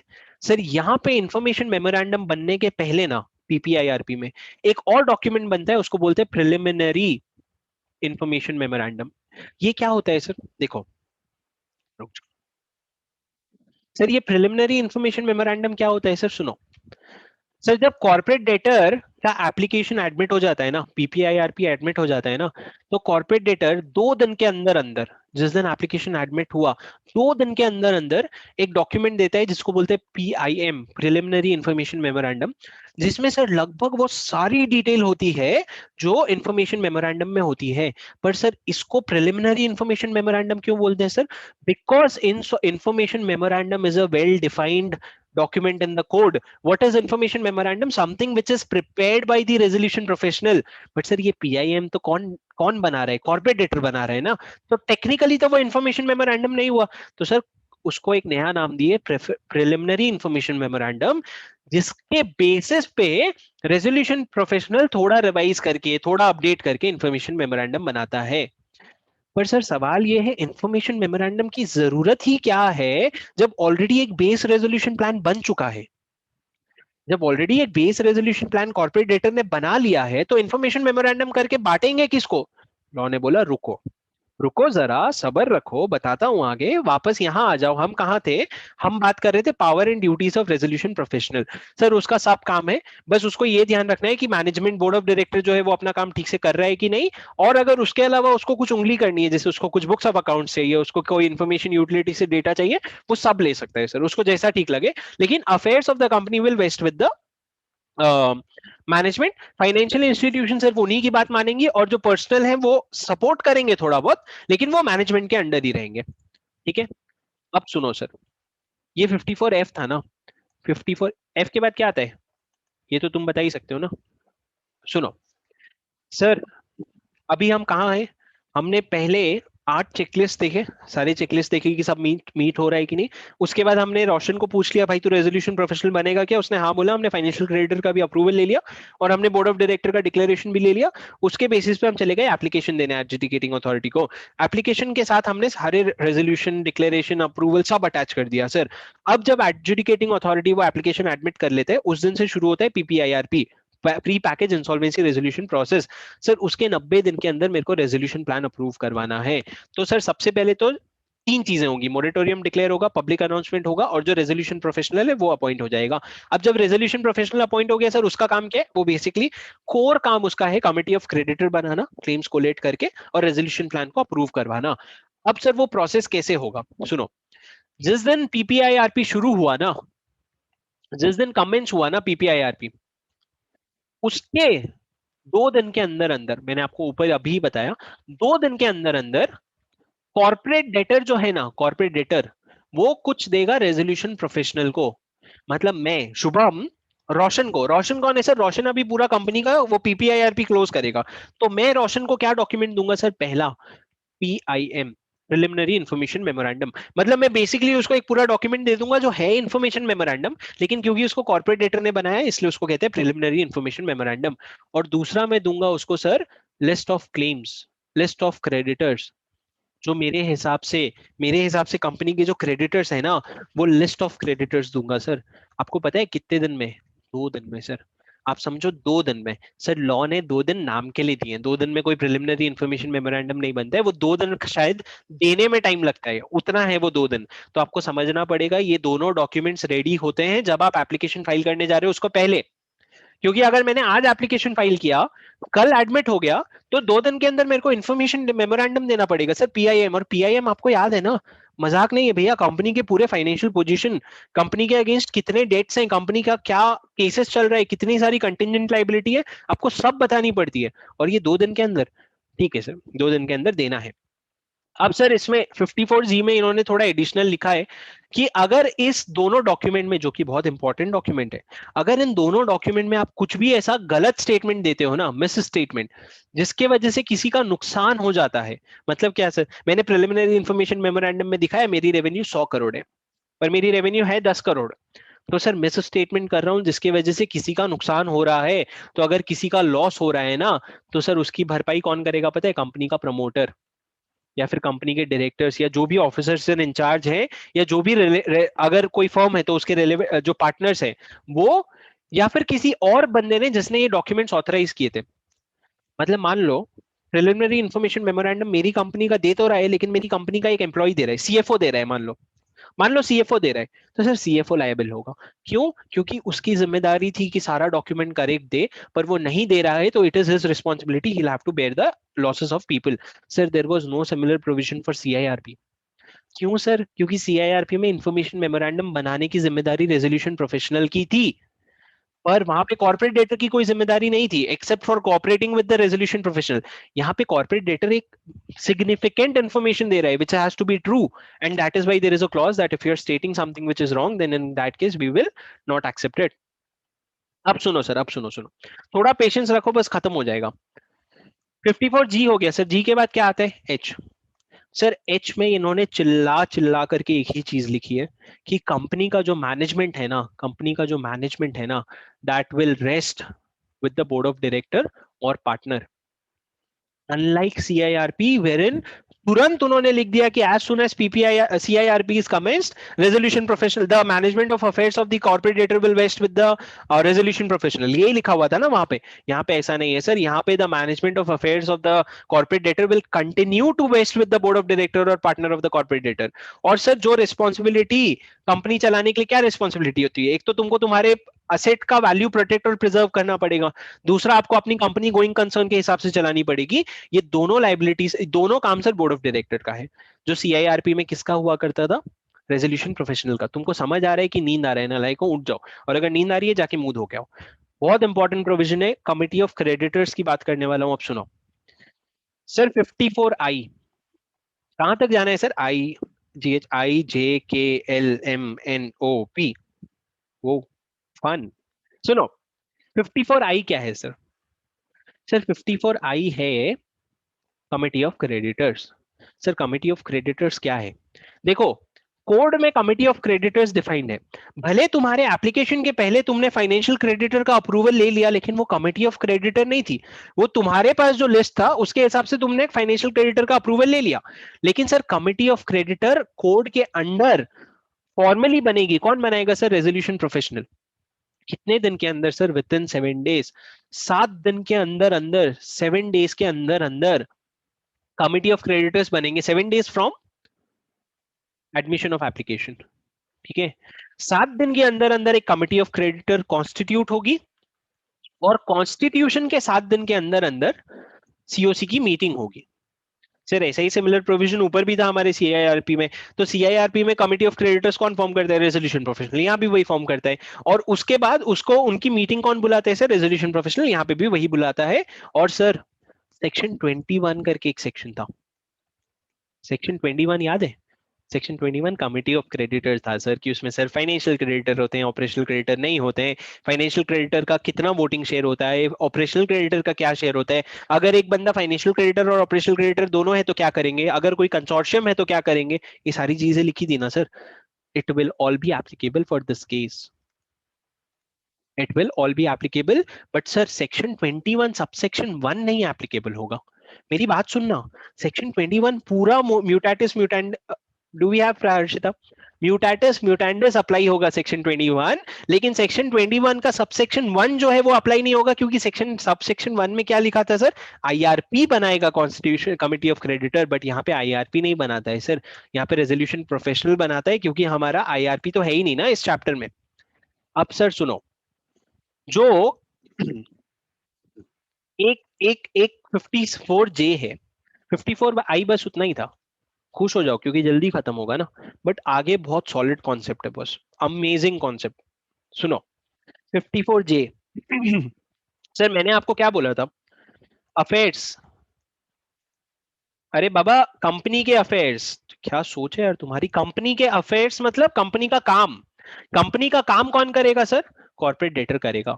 लेकिन सर सुनो, अगर सीओसी को लगता है, अगर सीओसी को लगता है कि कोई कारण है जिस वजह से कॉर्पोरेट डेटर को कंपनी नहीं चलाने देनी चाहिए, हम चलाएंगे, तो सीओसी 66% वोट से अप्रूव करेगा क्या, कि हम मैनेजमेंट जो है वो टेक ओवर करेंगे, हम काम करेंगे, कंपनी को मैनेज हम करेंगे। ऐसा सीओसी अगर 66% वोट से अप्रूव करता है, तो सर रेजोल्यूशन प्रोफेशनल जो है ना, वो चला जाएगा एडजुडिकेटिंग अथॉरिटी के पास, कि भैया देखो सीओसी ने अप्रूव किया है, हमको कंपनी का मैनेजमेंट टेक ओवर करना है। सर एडजुडिकेटिंग अथॉरिटी देखेगा, भैया या तो तुमको फ्रॉड मिलना चाहिए, या तो तुमको फ्रॉड मिलना चाहिए, या फिर तुमको ग्रॉस मिसमैनेजमेंट मिलनी चाहिए। मतलब पागल है यार, चला ही नहीं पा रहे कंपनी। तो सर अगर इन दोनों में से कोई भी केस दिखेगा ना, तो सर एडजुडिकेटिंग अथॉरिटी अप्रूव कर देगी आपकी एप्लीकेशन, और उसके बाद कॉर्पोरेट डेटर का जो भी अफेयर्स है वो चलाएगा कौन? कमिटी ऑफ क्रेडिटर्स, मतलब चलाएगा resolution professional under the oversight of committee of creditors. तो सर एक बात समझो ना, जब रेजोल्यूशन प्रोफेशनल कंपनी चलाने लग गया, जब रेजोल्यूशन प्रोफेशनल कंपनी चलाने लग गया, तो सर सीआईआरपी में जो रेलेवेंट प्रोविजंस थे वो सारे यहाँ भी एप्लीकेबल हो जाएंगे ना। जैसे कि एक प्रोविजन था सेक्शन 28, जहां पे तुमको कमिटी ऑफ क्रेडिटर का प्रायर अप्रूवल लेना पड़ता था कुछ चीजें करने के लिए। वो कुछ चीजें क्या थी sir? Fits fit to S C C D McDonald's T2। अरे सर ये कहाँ से आ गया? ऐसा कुछ था ना, अगर तुमको इंटरिम फाइनेंस रेज करना है एक अमाउंट के बियॉन्ड, अगर तुमको डेबिट ट्रांजैक्शन का अप्रूवल देना है, तुमको रिलेटेड पार्टी ट्रांजैक्शन करना है, तुमको अगर मैनेजमेंट तुमको अगर कैपिटल स्ट्रक्चर चेंज करना है, तुमको डिस्पोजल ऑफ शेयर्स का अप्रूवल देना है, तुमको अगर कंपनी का कॉन्स्टिट्यूशनल डॉक्यूमेंट चेंज करना है, तुमको कंपनी का मैनेजमेंट चेंज करना है, तुमको टर्म्स ऑफ अपॉइंटमेंट चेंज करना है ऑडिटर्स का, इंटरनल ऑडिटर्स का, सेक्टोरियल ऑडिटर्स का, या किसी भी पर्सन का, तो ये सब काम करने के लिए आपको अप्रूवल लगता था सीओसी का। तो सर यहाँ पे वो भी आ जाएगा ना, मतलब बस इन्होंने हिंदी में बोला है सेक्शन 28 अप्लाई होगा भाई। मैं होशियारी मारता था थोड़ा सा। सुनो, सेक्शन 28 अप्लाई हो गया, उसके अलावा जो भी छोटे मोटे सेक्शन है सर, जैसे सेक्शन 25 था, वहां पे ड्यूटीज ऑफ रेजोल्यूशन प्रोफेशनल, वो सारे भी एप्लीकेबल हो जाएंगे। सर अगर अभी तक नहीं सुना ना, कोई बात नहीं, अभी वाला प्रोविजन जरूर सुन लेना, क्योंकि ये वो सेक्शन है जहां पे गेम पूरा बदल जाता है। सर 54K, 54K क्या बोलता है पता है? मैंने तुमको बोला था बेस रेजोल्यूशन प्लान एप्लीकेशन के पहले सबमिट होना चाहिए, एप्लीकेशन के पहले रेडी होना चाहिए। ऐसा लॉ में कहाँ लिखा है पता है? लॉ ने क्या बोला, जब पीपीआईआरपी कमेंस होगा ना, पीपीआईआरपी कमेंस होगा ना, उसके 2 दिन के अंदर अंदर कॉर्पोरेट डेटर को, रेजोल्यूशन प्रोफेशनल को एक बेस रेजोल्यूशन प्लान देना पड़ेगा। Base resolution plan. Sir base resolution plan क्यों बोला? क्योंकि again resolution plan is a well defined word which is submitted by a resolution applicant, which may or may not be corporate debtor. But in this case, the base resolution plan is only submitted by the corporate debtor. Sir एक base resolution plan देना पड़ेगा, उसमें क्या होगा पता है? उसमें वो सारी चीजें होंगी जो एक नॉर्मल रेजोल्यूशन प्लान में रहती है, कि भैया देखो हम कंपनी इतने करोड़ रुपए में टेक ओवर करेंगे, उसके बाद हम डेटर्स को इतना, क्रेडिटर्स को इतना, फाइनेंशियल क्रेडिटर्स को इतना इतना पे करेंगे, ऑपरेशनल क्रेडिटर को इतना इतना पे करेंगे। ऐसा सब बेस रेजोल्यूशन प्लान में लिखा होगा सर। सर ये बेस रेजोल्यूशन प्लान किसको देगा? रेजोल्यूशन प्रोफेशनल को। सर रेजोल्यूशन प्रोफेशनल इसमें चेक करेगा कि ये कोमिलो का कंडीशन सेटिस्फाई करता है क्या? क्या सर? कोमिलो सेक्शन 30 सबसेक्शन 2, 6 कंडीशन जो रेजोल्यूशन प्रोफेशनल को चेक करने होते, क्या थे सर वो? क्या आपका जो जो आपका प्लान है, क्या वो pre package insolvency resolution cost के लिए प्रोवाइड करता है? सबसे पहले। दूसरा, क्या आपके ऑपरेशनल डेट को उतना पेमेंट हो रहा है जितना आप लिक्विडेशन के केस में पे करते? तीसरा, क्या it provides for the management of affairs of the company? Fourth, whether it provides for the implementation and supervision of the company of the resolution plan? Fifth, whether it is in contravention of any law or not? And sixth, such other conditions as may be specified. Sir ये कोमिलो के 6 points check करने के बाद resolution professional जो है वो base resolution plan को लेके जाते हैं सीओसी के पास। सीओसी को क्या बोलते हैं? देखो भैया, नेचर ऑर्गेनिक का जो मालिक है ना, उसने खुद ये प्लान बनाया है, और लगभग लगभग कमिटी ऑफ क्रेडिटर्स मानते भी, अपने क्रेडिटर्स मान भी गए थे, तुम एक फॉर्मल अप्रूवल दे दो। लेकिन सर जब ये कमिटी ऑफ क्रेडिटर्स के पास लेके जाएगा ना, तो आपको समझना पड़ेगा कहीं ना कहीं क्रेडिटर्स का लिस्ट अपडेट हुआ होगा। करेक्ट, कुछ न्यू क्लेम्स आए होंगे, कुछ नए लोग आए होंगे, तो एक नई कमिटी ऑफ क्रेडिटर हुई होगी। तो सर इसका वापस से 66% अप्रूवल लगेगा to approve this base resolution plan. तो सर पहला सिनेरियो क्या हो सकता है? इन्होंने अप्रूव कर दिया, बहुत सॉर्टेड है, फिर तो लाइफ सॉर्टेड है, फिर तो पक्का कोई फ्रॉड हो रहा है। लेकिन मान लो कमिटी ऑफ क्रेडिटर ने अप्रूव कर दिया, तो सब अच्छा है, फिर तुम चले जाओ एडजुडिकेटिंग अथॉरिटी के पास। Second sir, committee of creditor ने बोला भैया तुम थोड़े चेंजेस कर लो और फिर हम अप्रूव कर देंगे। तुम चेंजेस कर लो और फिर हम अप्रूव कर लेंगे। सर तीसरा सबसे इंपॉर्टेंट है, मेरी बात प्लीज ध्यान से सुनना। सर आपको एक चीज मैं बताता हूं, रेजोल्यूशन प्लान का अगर मैं एक सेंटेंस में मतलब बोलूं ना, उसका मतलब ये होता है तुम इस कंपनी के कितने पैसे देने को तैयार हो। तो एक जना आकर के बोलेगा मैं 10 करोड़ देने के लिए तैयार हूं, एक जना बोलेगा 20 करोड़ देने के लिए तैयार हूं, तो तुम जितना ज्यादा कोट करोगे, हम अपने क्रेडिटर्स को उतना ज्यादा पे कर पाएंगे। तो भैया जो बेस्ट प्लान है वो हम अप्रूव कर देंगे। जनरली ऐसा होता है सीआईआरपी में। लेकिन सर यहाँ पे कोटेशन कौन दे रहा है? कॉर्पोरेट डेटर खुद। मतलब वो अपनी कंपनी, खुद की कंपनी बोल रहा है मेरी कंपनी 20 करोड़ की है, मैं 10 करोड़ में खरीदूंगा। तो सर ऐसा तो नहीं हो सकता ना कि आप एक ही जने से रेजोल्यूशन प्लान मंगवाए और उसी को अप्रूव करके तुम खुश हो गए, नहीं ना। You will have to understand, is there a better resolution plan available to this? तो सर सर सुनो ना, अगर रेजोल्यूशन, अगर कमिटी ऑफ क्रेडिटर्स को ये लगता है कि plan up to the mark नहीं है, मतलब सर प्लान बहुत अच्छा हो सकता है, प्लान अच्छा नहीं है, तो सर वो एक काम करेंगे जिसको हम प्रैक्टिकल वर्ल्ड में बोलते हैं स्विस चैलेंज। स्विस चैलेंज करेंगे सर। सर लॉ में नहीं लिखा है, लेकिन ये मेथड का नाम है Swiss challenge method. What is Swiss challenge method? Listen to me very carefully. Sir ये कमिटी ऑफ क्रेडिटर्स है, इसको कॉर्पोरेट डेटर ने बेस रेजोल्यूशन प्लान दिया, जिसमें मान लो उसने बोला मैं तुमको 10 करोड़ रुपए दूंगा, 10 करोड़। अब सुनो, कमिटी ऑफ क्रेडिटर भोंदू नहीं है, बड़े बड़े बैंक्स बैठे हुए हैं, वो खुद का भी वैल्यूएशन कराएंगे, उनको भी पता है कंपनी की क्या वैल्यू है। तो सर अगर जनरली तो अप्रूव हो जाते हैं सर प्लान, जनरली, क्योंकि वो दोनों म्यूचुअल डिस्कशन करके ही आए हैं। लेकिन सर अगर if the base resolution plan, mark my words, leads to impairment of any operational debt. मतलब क्या सर? अगर आप जो पैसे ऑपरेशनल क्रेडिटर्स को देने वाले हो उसमें अगर 1 रुपए भी कम देने की बात करते हो ना, तो प्लान हम कर देंगे रिजेक्ट। मतलब क्या सर, ऑपरेशनल क्रेडिटर का इंपॉर्टेंस इन्होंने सबसे टॉप में रखा है। अगर तुमको किसी ऑपरेशनल क्रेडिटर को 10 लाख रुपए देने वाले हो तो तुमको पूरे 10 लाख रुपए देने पड़ेंगे। अगर तुम प्लान में ये प्रपोज कर रहे हो कि भैया 10 लाख की जगह 9 लाख दे दूंगा, it means you are proposing an impairment to the rights of operational debt and we will not accept that.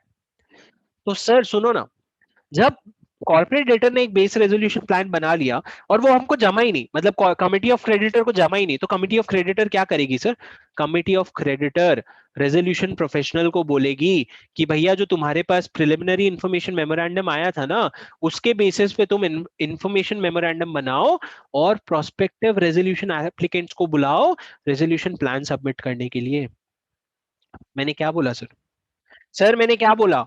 Committee of creditor resolution professional को बोलेगी कि तेरे को जो कॉर्पोरेट डेटर ने प्रिलिमिनरी इन्फॉर्मेशन मेमोरेंडम दिया ना, उसके बेसिस पे तू एक इन्फॉर्मेशन मेमोरेंडम बना और तू मार्केट में जा और जो भी रेजोल्यूशन एप्लीकेंट है प्रोस्पेक्टिव, उन लोग को बोल भैया एक रेजोल्यूशन प्लान सबमिट करो। उसको फिर तू टेस्ट कर सेक्शन 30 सब सेक्शन 2 के लिए।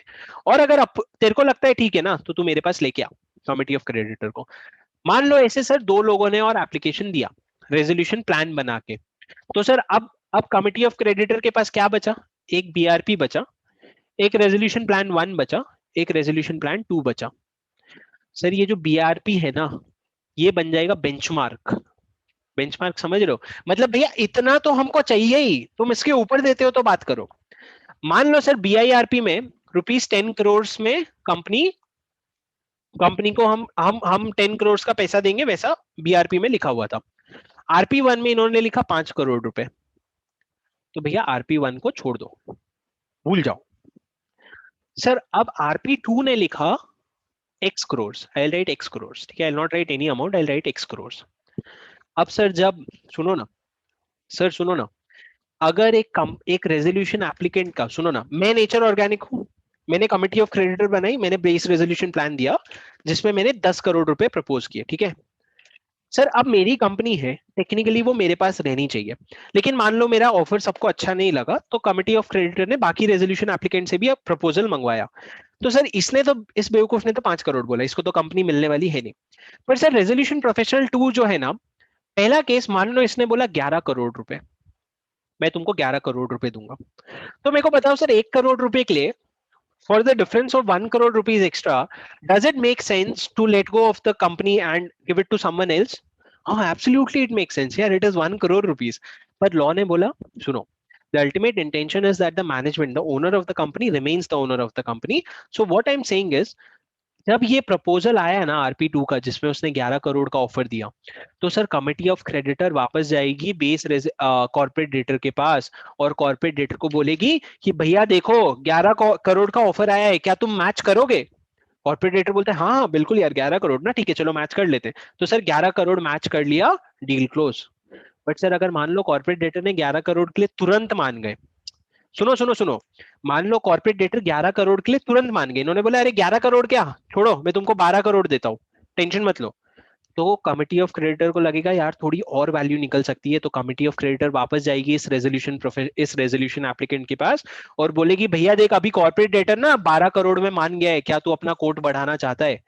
तो सर ये बोलेगी 13 करोड़। सर अब वापस कमिटी ऑफ क्रेडिटर इसके पास जाएगा, फिर वापस until and unless one person gives up. What is the reason of doing all this activity? The reason is to bring the price to the right price. Matlab, if there is someone who is ready to provide more price in the market, the corporate debtor either has to match it or else will let it go and will sell it to a new person. This is called a Swiss challenge method, sir. Swiss challenge is the method of determining the right market price of any company.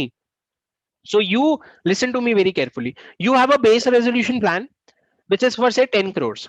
You will go to the market, you will say that the corporate debtor is proposing 10 crores, do you have any better offer? कोई बोलेगा हाँ better offer है, तो sir उससे better offer लेने का, वापस corporate debtor के पास जाने का, कॉर्पोरेट डेटर मानता है तो ठीक है, नहीं तो सोल्ड। आप समझ रहे हो सर, ऑक्शन हो रही है कंपनी की, सिंपल ऑक्शन हो रही है कंपनी की, but in a different manner.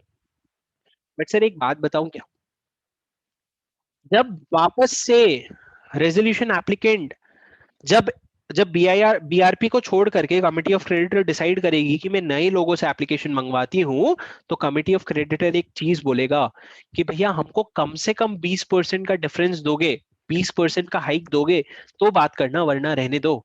मतलब क्या सर, यहाँ पे 10 करोड़ मिल रहे हैं ना, तो कमिटी ऑफ क्रेडिटर बोलेगा अगर तुम 12 करोड़ या उससे ऊपर का रेजोल्यूशन प्लान बना के देते हो तो ही आना, वरना तुम्हारा एप्लीकेशन का कोई वैल्यू नहीं है। तो सर वैसे ही आरपी अगर 12 करोड़ से कम देगा वो आउट हो जाएगा, सिर्फ जो 12 करोड़ के ऊपर दिए वो आएंगे। क्यों? क्योंकि यार 2 करोड़ के लिए शायद इतनी मेहनत करना नहीं बने। क्योंकि कभी भी तुम अगर 100 करोड़ भी डालोगे ना, कोई इंसान तो होगा जो 101 करोड़ तो डाल देगा। तो तुमको बेंच एक एक मिनिमम मार्जिन रखना पड़ेगा, तो वो मिनिमम मार्जिन डिफाइन करके तुम बोलोगे, तुम लिमिट सेट कर दोगे कि भैया हम तुमको ना, you should understand how a bidding process works. Even I didn't understand before my CA final, but now I understand how a bidding process work. मतलब बिडिंग कैसे होती है, जब भी कभी कोई कंपनी अपना कोई स्पेस रेंट पे देना चाहती है या फिर उसका काम है, तो वो कैसे बिडिंग प्रोसेस होता है, that you should understand. But having said that, we were reading sir 54K, जिसमें स्विस चैलेंज मेथड इंट्रोड्यूस किया मैंने, जिसमें बेसिकली आपको बीआईआरपी को इवैल्यूएट करना है। अगर अच्छा है तो अप्रूव कर दो, अगर अच्छा नहीं है तो मार्केट में जाओ और अच्छी चीजें ढूंढो।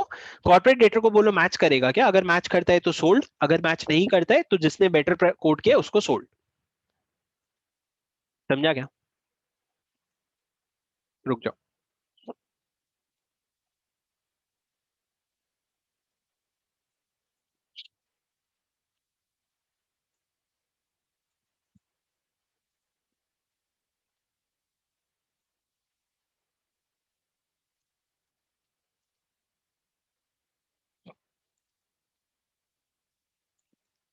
सर, ठीक है सुनो, खत्म हो गया तो सुनो।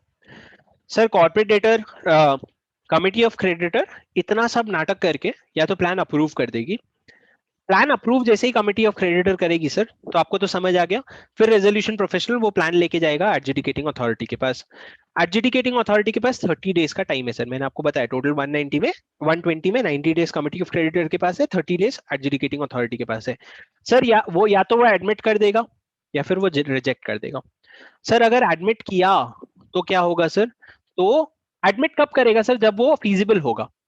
मतलब आपने जो प्लान बना के दिया है वो उसका इम्प्लीमेंटेशन फीजिबल होगा तो ही वो एडमिट करेगा, वरना वो रिजेक्ट कर देगा और वो बोलेगा नहीं भैया तुम्हारा कोई भी रेजोल्यूशन प्लान अप्रूव नहीं हो सकता, या तो हम तुमको लिक्विडेट कर देते हैं या तो हम तुम्हारे अगेंस्ट सीआईआरपी शुरू कर देते हैं। कुछ भी बोलेगा, एडजुडिकेटिंग अथॉरिटी बोलेगा या तो हम लिक्विडेट कर देते हैं या फिर सीआईआरपी शुरू कर देते हैं। सर अगर अगर वो एडमिट कर लेता है ना प्लान, उसके अगेंस्ट अपील फाइल की जा सकती है, जैसा कि हमने सेक्शन 32 में पढ़ा था।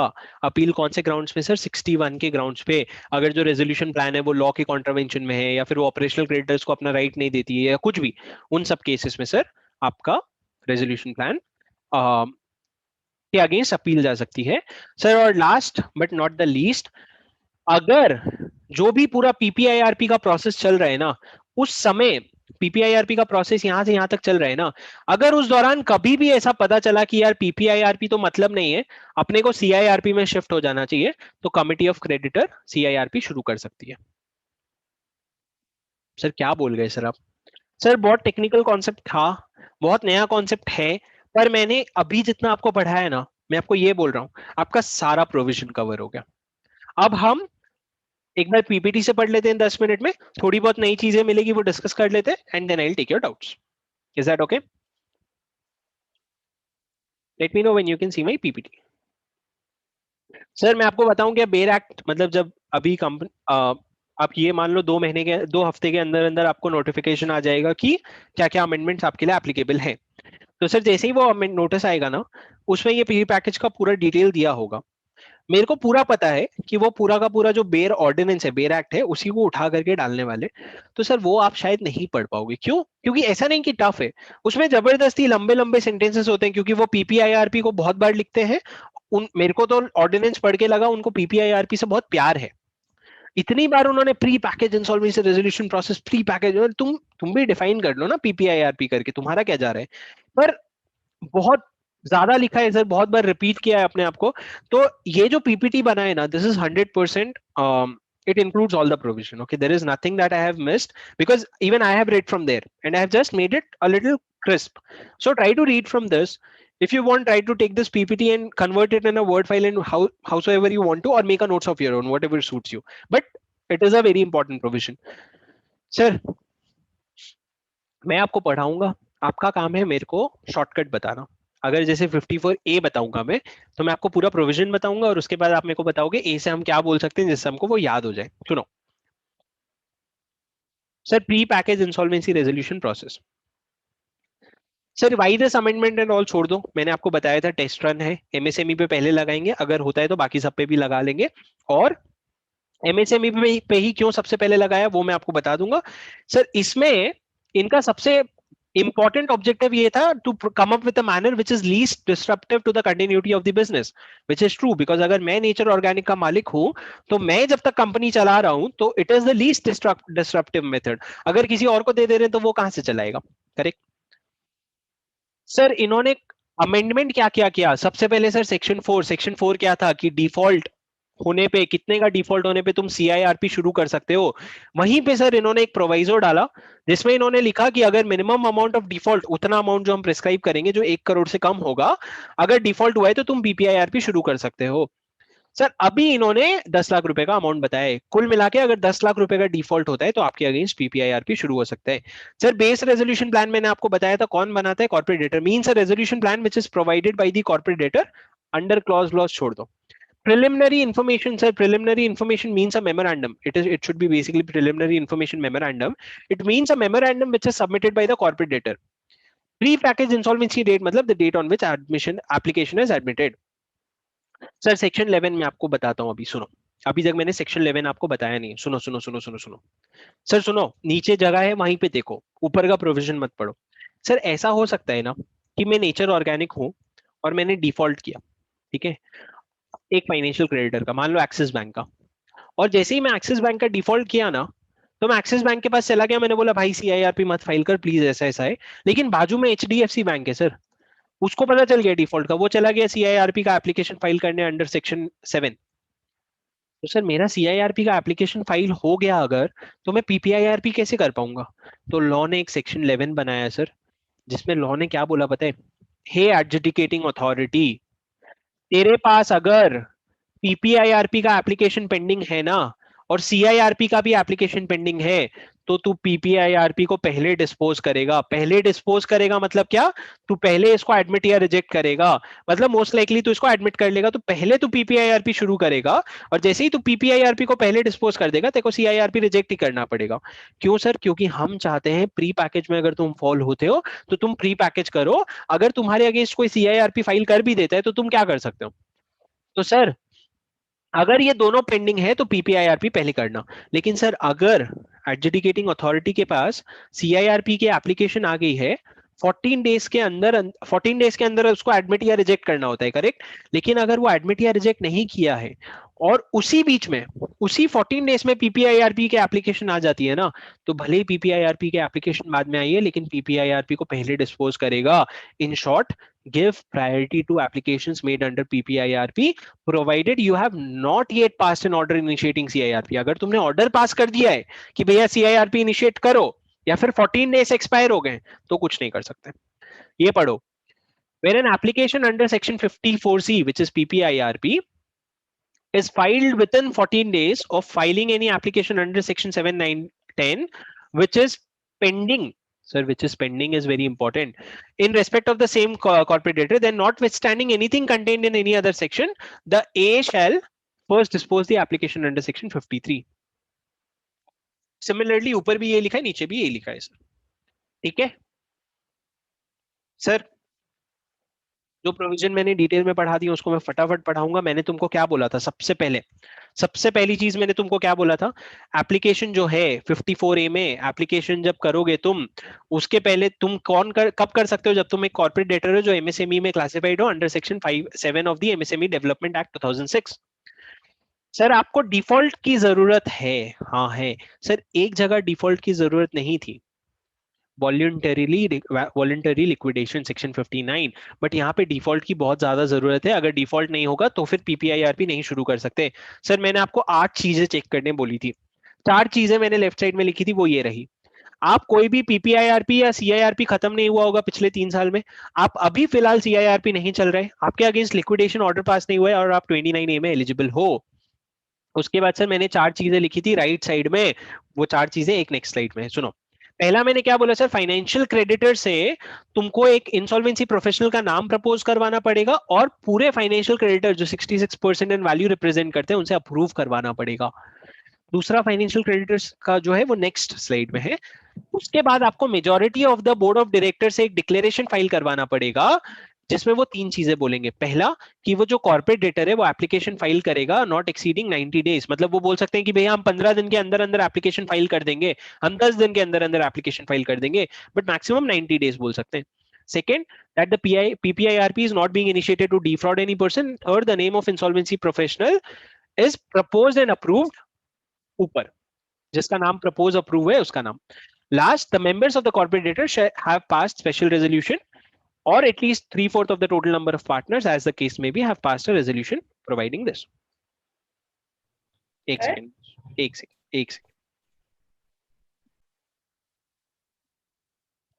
सो सर हम 8 चेकलिस्ट पढ़ रहे थे राइट, तो उसमें से मैंने आपको बता दिया डिक्लेरेशन एक लगेगा बोर्ड ऑफ डायरेक्टर्स का। डिक्लेरेशन कब लगेगा, कभी भी दिन तुम साइन कर दो, लेकिन जिस दिन तुम साइन करोगे उसके जितना दिन तुमने डिक्लेरेशन में लिखा है उतने दिन के अंदर अंदर तुम्हारा पीपीआईआरपी का प्रोसेस शुरू हो जाना चाहिए। सर आपको फिर अपने शेयर होल्डर्स का या फिर पार्टनर्स का रेजोल्यूशन पास कराना पड़ेगा, स्पेशल रेजोल्यूशन अगर कंपनी है तो, या फिर अगर एलएलपी है तो आपको 3/4 ऑफ द टोटल पार्टनर्स का रेजोल्यूशन पास करवाना पड़ेगा कि भैया हमको पीपीआईआरपी इनिशिएट करना है। और सर मैंने आपको 8 चेकलिस्ट तो बोली थी, वो यहाँ पे सेक्शन में 8 के नाम पे नहीं है लेकिन मैंने उसको 8 बोला है। कॉर्पोरेट डेटर को फाइनेंशियल क्रेडिटर का अप्रूवल लेना पड़ेगा for filing an application to initiate PPIRP. लेकिन सर अगर किसी कंपनी में फाइनेंशियल क्रेडिटर है ही नहीं तो सर बोर्ड बताएगा क्या करना है, ऑपरेशनल क्रेडिटर को थोड़ा राइट देगा। तो सर इसमें एक और पॉइंट है, जब आप फाइनेंशियल क्रेडिटर का अप्रूवल लेने जा रहे हो ना पीपीआईआरपी शुरू करने के लिए, तो उसको ये 4 चीजें दे दो। ओ सर आप तो बोल रहे थे बेस रेजोल्यूशन प्लान पहले बन जाना चाहिए, यहाँ पे लिखा है क्या? हाँ भैया देखो लिखा है, जब आप फाइनेंशियल क्रेडिटर का अप्रूवल लेने जा रहे हो ना एप्लीकेशन के पहले, तो तुमको डिक्लेरेशन जो डायरेक्टर्स ने दिया है वो देना पड़ेगा, जो स्पेशल रेजोल्यूशन या रेजोल्यूशन पास हुआ है वो देना पड़ेगा। सर आपको एक बेस रेजोल्यूशन प्लान भी देना पड़ेगा और सच अदर इन्फॉर्मेशन। ये देने के बाद आप फाइनेंशियल क्रेडिटर का अप्रूवल लेके फिर जाके पीपीआईआरपी फाइल कर रहे हो, मतलब बेस रेजोल्यूशन प्लान तैयार है सर, लेकिन it has not yet become a resolution plan. ये था सर सेक्शन 54A। तुमको कुछ सूझा क्या ए से? क्या एप्लीकेशन नहीं बोलना क्योंकि एप्लीकेशन एक्चुअली सी हो रहा है यहाँ पे, तो हम आप यूं समझ लो अप्रूवल फॉर एप्लीकेशन, ठीक है। ए क्या हो गया, अप्रूवल फॉर एप्लीकेशन। अब पढ़ते हैं सर बी। सर बी है ड्यूटीज रेजोल्यूशन प्रोफेशनल के बिफोर इनिशिएटिंग पीपीआईआरपी, पीपीआईआरपी शुरू होने के पहले। सर पीपीआईआरपी शुरू कब हो रहा है, जब आपका एप्लीकेशन एडमिट हो रहा है। तो सर सुनो ना, following duties before commencing from okay, following duties commencing from the date of approval of the appointment। Sir Roshan का जिस दिन फाइनेंशियल क्रेडिटर ने अपॉइंटमेंट अप्रूव कर दिया उसी दिन से काम शुरू हो जाता है, एप्लीकेशन के दिन से नहीं सर।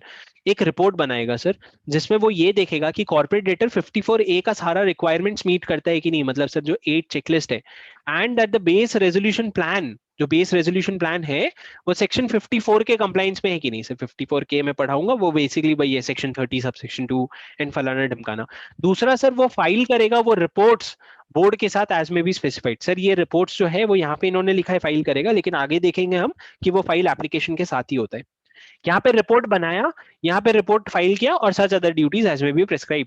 लेकिन सर इंसॉल्वेंसी प्रोफेशनल अपना काम करना बंद कर देगा अगर तुमने जो टाइम पीरियड अपने डिक्लेरेशन में लिखा था उतने टाइम पीरियड के अंदर अगर तुमने एप्लीकेशन ही नहीं फाइल किया, या फिर आपने एप्लीकेशन फाइल किया था लेकिन वो एडमिट या रिजेक्ट हो गया। सर एडमिट होने से भी ये इसीलिए क्योंकि ये वाली ड्यूटीज खत्म हो जाती है ना, फिर तो नई ड्यूटीज शुरू होती है।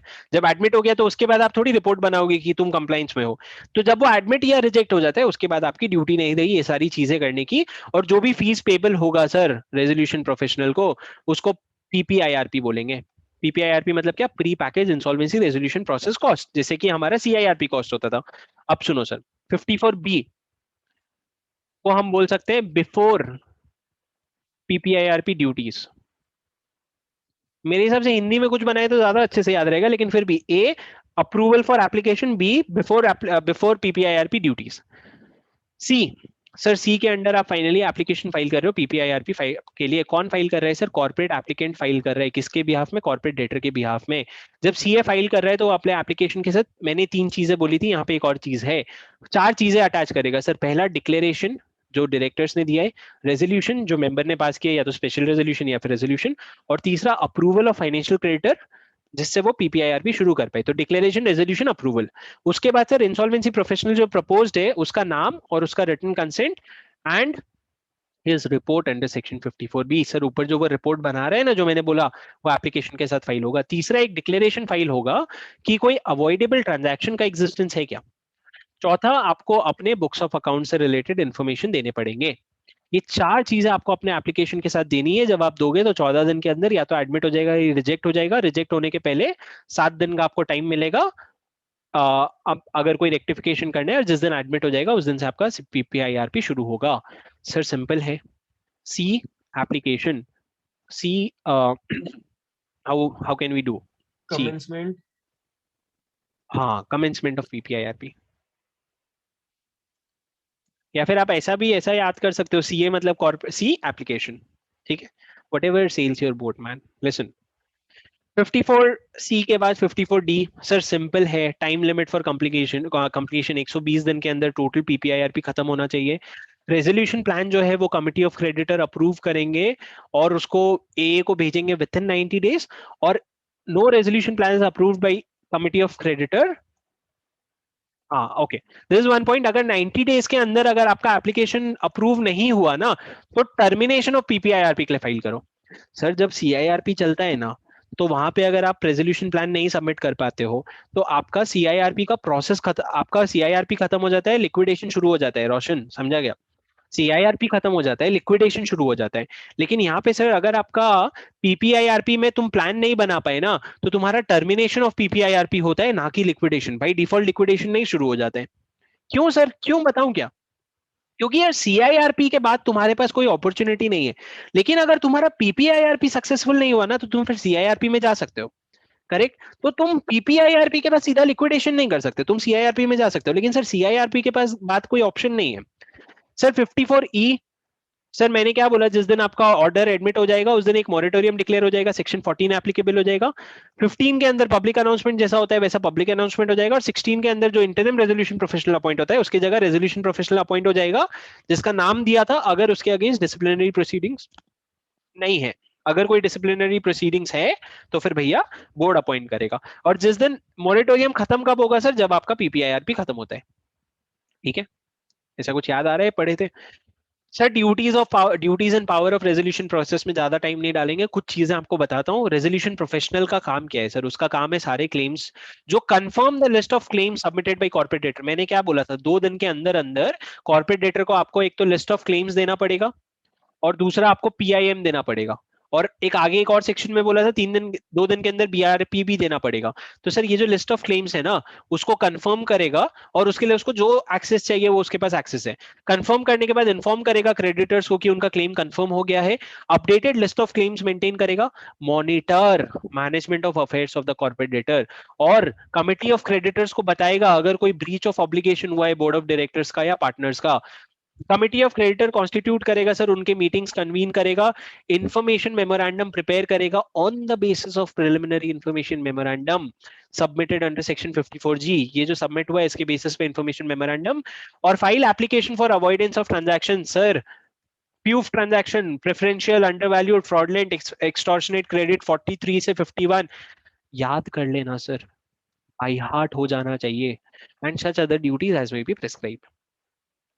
सर उसके अलावा क्या sir, books of accounts access कर सकता है, इन्फॉर्मेशन यूटिलिटी एक्सेप्ट कर सकता है, कोई भी बुक्स ऑफ अकाउंट्स किसी भी ऑडिटर्स के पास, गवर्नमेंट के पास है, वो एक्सेस कर सकता है। मीटिंग्स अटेंड कर सकता है बोर्ड ऑफ डायरेक्टर्स की या कोई भी कमिटी ऑफ डायरेक्टर्स की।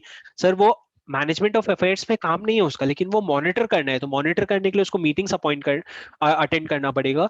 वो अपॉइंट कर सकता है अकाउंटेंट, लीगल और प्रोफेशनल। क्यों सर, जब वो मैनेज ही नहीं कर रहे तो क्यों अपॉइंट करेगा? अरे भैया, फाइनेंस का काम ठीक से हो रहा है कि नहीं उसको खुद को कैसे समझेगा? तो वो अपने अंडर एक सीए को हायर करेगा और बोलेगा भैया तू फाइनेंस का काम देख, बोर्ड ऑफ डायरेक्टर ठीक से कर रहे हैं कि नहीं।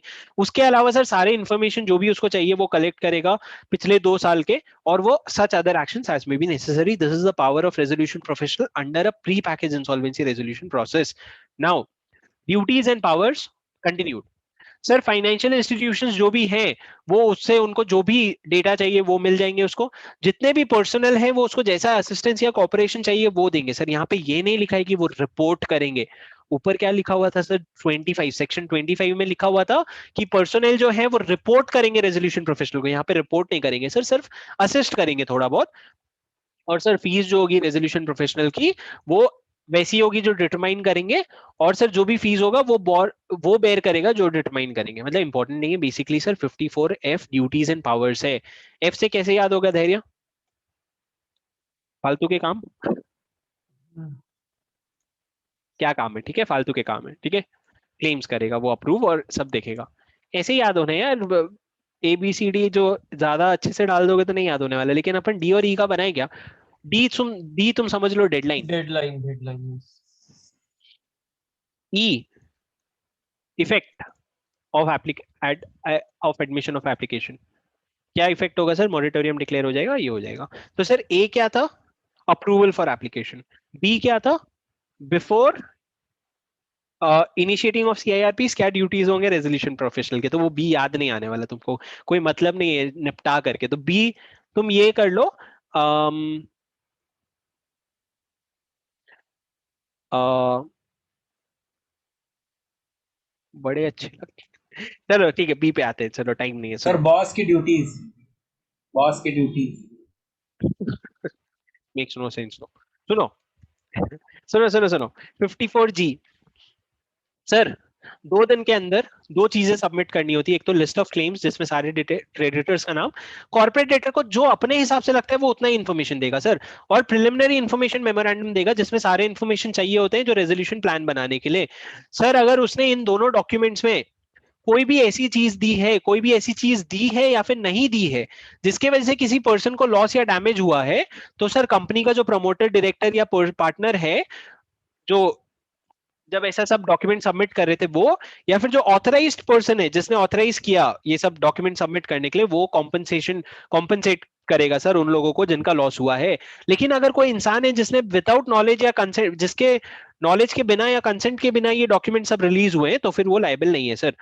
सर जिसका लॉस हुआ है ना, वो अगर चाहे तो वो कोर्ट भी जा सकता है। 54G list of claims. जी हाँ, 2 दिन में दे दूंगा। क्या दे दूंगा? कौन बोल रहा है? ये कॉर्पोरेट ट्रेडर बोल रहा है। जी हाँ, 2 दिन में दे दूंगा। क्या? एक क्लेम्स और एक preliminary information memorandum. H sir, management of affairs. Management of affairs of the corporate director shall continue to vest with the board of directors. Board of directors or partners shall make every endeavor to protect and preserve the value of the property and manage its operation as a going concern. जो sir CIRP में by the way resolution professional का काम होता है। और sir promoter, manager और personal जो है वो काम करेंगे जो भी उनका कॉन्ट्रैक्चुअल या स्टैट्यूटरी ऑब्लिगेशन या राइट है, वो उनको सारा काम करना पड़ेगा ताकि कंपनी चलता रहे। एच एच हमारे पास ही रहेगा। कौन बोल रहे हैं? कॉर्पोरेट डेटर हमारे पास ही रहेगा, तुमको नहीं मिलेगा। आई कमिटी ऑफ क्रेडिटर 7 दिन के अंदर बनाना पड़ेगा सारे लिस्ट ऑफ क्लेम्स के बेसिस पे।